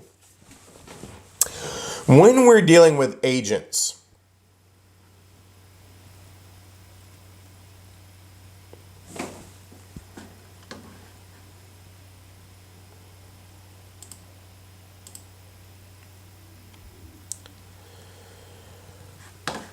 hang tight, let me fix something.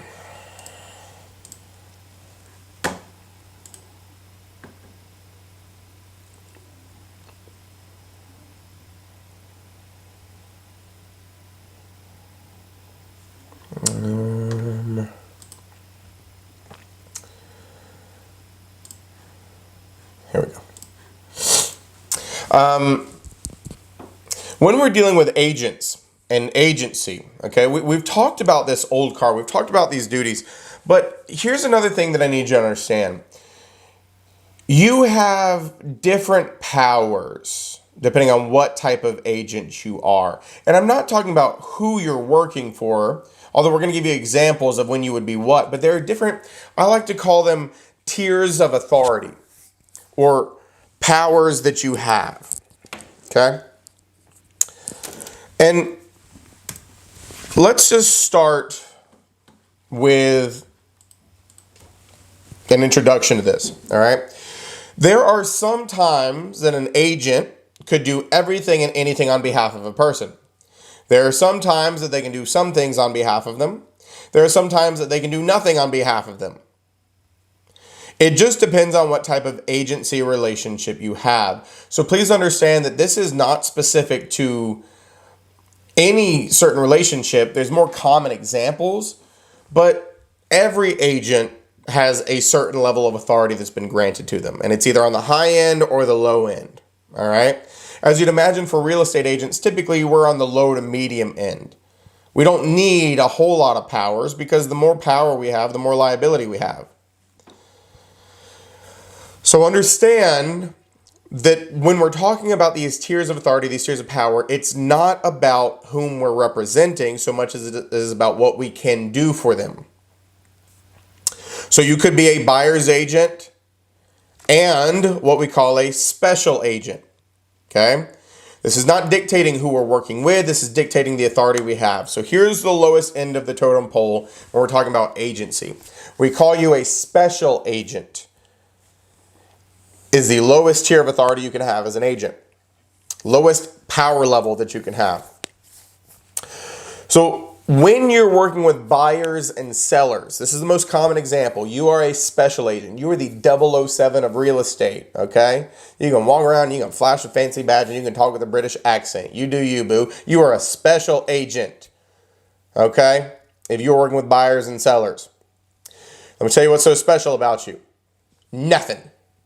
You can't do anything for them. Meaning, they're not going to allow you to make decisions. They are the decision makers. Remember I told you, they're the boss. You know what that makes us? An advisor. Think back to the attorney relationship, right? If you've ever seen any legal shows and, somebody goes on stand and they start talking and the attorney says, I don't suggest you do this. They say, shut up, I'm going to do it anyway. All right? And then they do it and they self-incriminate and they go to jail because they're dumb. And the attorney couldn't stop them. When you are a special agent, you can't make decisions for them. And it makes good sense. Folks, think about your own personal experience right now. Would you want your agent to have the power to accept an offer without consulting you?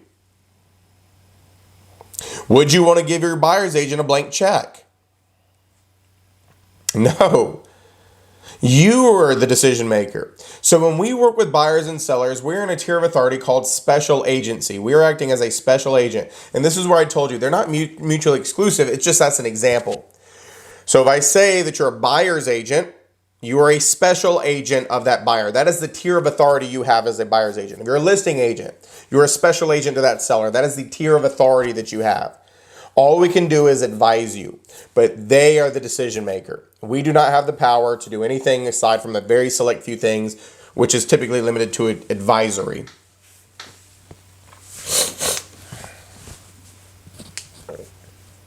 So if an offer comes in, we hand it to you, we deliver all offers, and we're going to advise you on the pros and cons of that offer. But who ultimately makes the decision? The seller. If they're a buyer we're working with, we're going to give them advice on what to offer, but who ultimately makes the decision? The buyer. So special agency, lowest tier of the totem pole. Okay, no decision making. Very limited things that you can do. It's typically limited to advisory.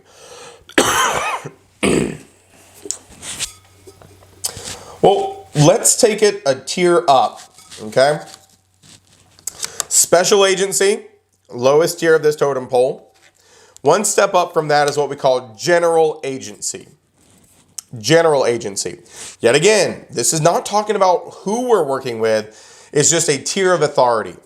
If you are a general agent, you have been given some powers to bind them to things. You can make some decisions on behalf of your person. Some, not all. And it's typically very specific things that you can bind them to. Now, let me give you an example, okay? If you were working as a property manager, and before I take this any further, when we're talking about relationships, I always want you to think about who the relationships are between. So if I say property management relationship, who are the parties to a property management relationship? Owners. Owner of real property and? Customer. Not customer. Say it again? Ain't it? Client? Owner of real property would be the client. So who's the other party? What'd you say? The lessee. The broker. The firm. Right? Remember, you've got to think about the parties, right? If we were talking about buyer-agency relationship, who are the parties in a buyer-agency relationship? A buyer and a licensee. More specifically, the buyer and the firm. Remember, I told you the default should be thought of as a firm, right? The licensee is affiliated with a firm. And so if I say buyer-agency relationship, think buyer of real property and brokerage firm. If I say listing relationship or seller's relationship, right, it'd be the seller of real property and the firm. If I say property management relationship, it is the owner of real property and the firm or the broker, right? Because sometimes you can be a property manager, you know, without it being a firm. That's more common than, like, you know, the standard sales relationship. So when we're talking about a property management relationship, there's somebody who owns a home who hires a real estate professional to manage that home for them. And they're typically being given a general agency tier of authority, acting as a general agent. Let me explain. If you sign a property management agreement, it would typically outline that the broker, the property manager, could sign leases on behalf of the property owner, could order repairs on behalf of the owner, could start eviction proceedings on behalf of the owner. You see how they have the authority to do some things, bind them to some things?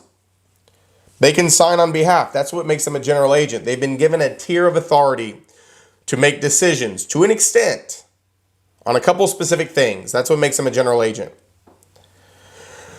I'm going to give you the advanced side of this. I told you that the firm is the agent, which makes all licensees that work for the firm subagents of the firm. Well, let me tell you what you more specifically are. You are what's called an independent contractor. If you are a real estate broker, under most circumstances, you're self-employed. You are not a W-2 employee. You work for yourself, but you are what's called an independent contractor. So you have a relationship in some way, shape, or form with your firm. Well, I'm going to tell you something. I told you that when you are hired by a buyer or a seller, even though they're choosing to work with you, who they're actually hiring is whom? The firm.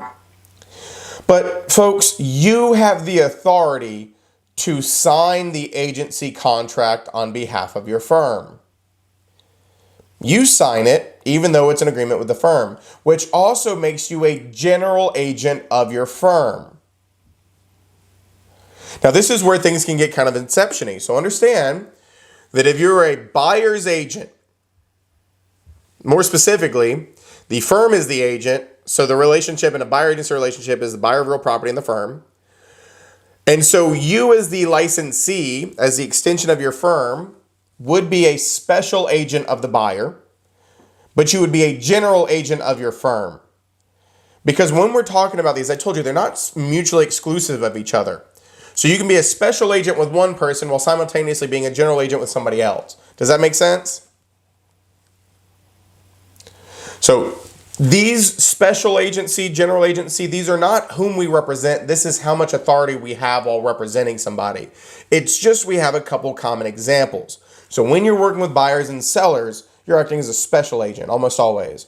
When you're working as a property manager or when you're working on behalf of your firm, you're working as a general agent almost always. Because you do have the authority to make some decisions, to bind them to something.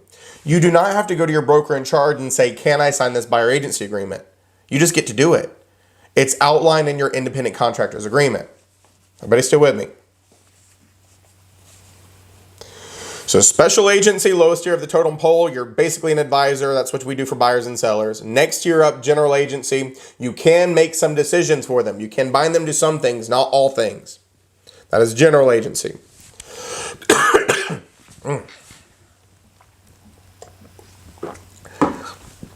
If you look right here, he references a limited power of attorney.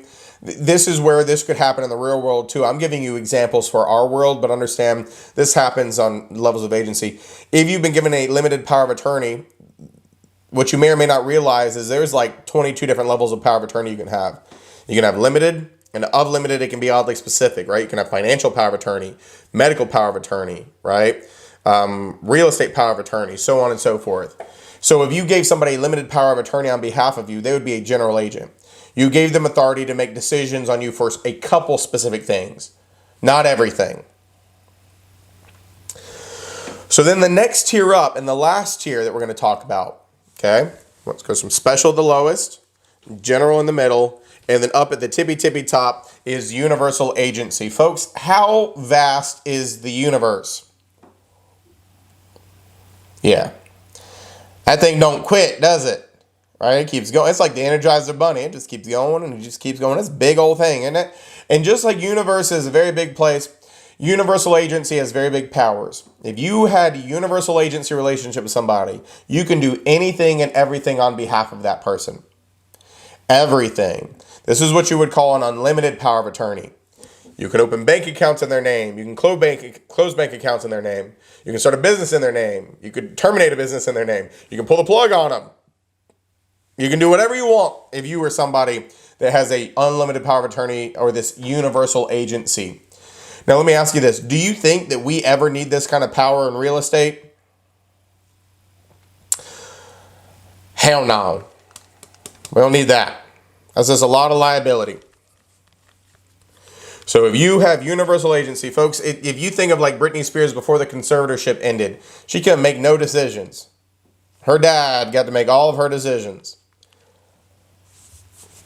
That'd be a universal agency relationship. She wanted to sell a house, she had to ask him. She wanted to buy a house, she had to ask him. She wanted to, God, I think she even had to take birth control because they said so, right? I mean, like he had all powers on behalf of her. Could do anything and everything in her name. Not something that we typically have. Now, when we're dealing with us back in real estate, we never have universal agency, right? Because they have the ability to do anything and everything to make full decisions for clients. And that's not a scope of authority that we need as licensees. But sometimes, aside from these general relationships that I told you about, right? Being special agency in this and general agency in this, sometimes we are given a limited power of attorney with a signatory authority on behalf of our clients. In other words, if they can't attend closing and there's certain documents that need to be signed, sometimes under advice from our attorney and, out of necessity, they may give us, the ability to sign a particular document for them to make things go to close. It's just, it's not as common, but that would be a limited power. So yet again, that would be general agency. If they gave us authority to do certain things like signing a closing document for them, that would be a general agency authority. I told you property managers have a general agency authority. Okay, us with our real estate firm have a general agency authority. Typically, if you have some type of signatory authority on a couple things, you're a general agent. If you can sign and bind somebody to something, you're a general agent. If you can sign and bind somebody to all things, you're a universal agent.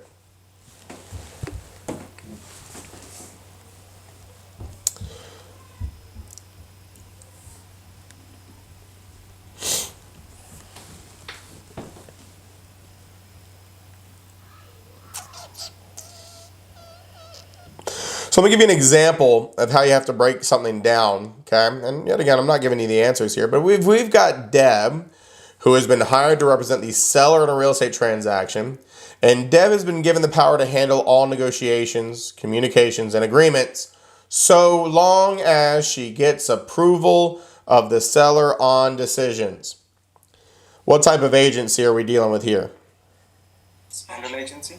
Special. Special. If we can't sign something and make a decision without having to go check with you first, you're a special agent. If the decision maker is the buyer, the seller, right, whoever, we're in a special agency. We've got to, this is exactly what we do on the day-to-day basis. We will go into negotiations after they tell us what they want us to do. We will draft up contracts after they tell us what they want us to do. We will allow them to accept a contract after they tell us what they want to do. The ball is in their court, though. We can't make any decisions without their approval. We're a special agent. We're a special agent.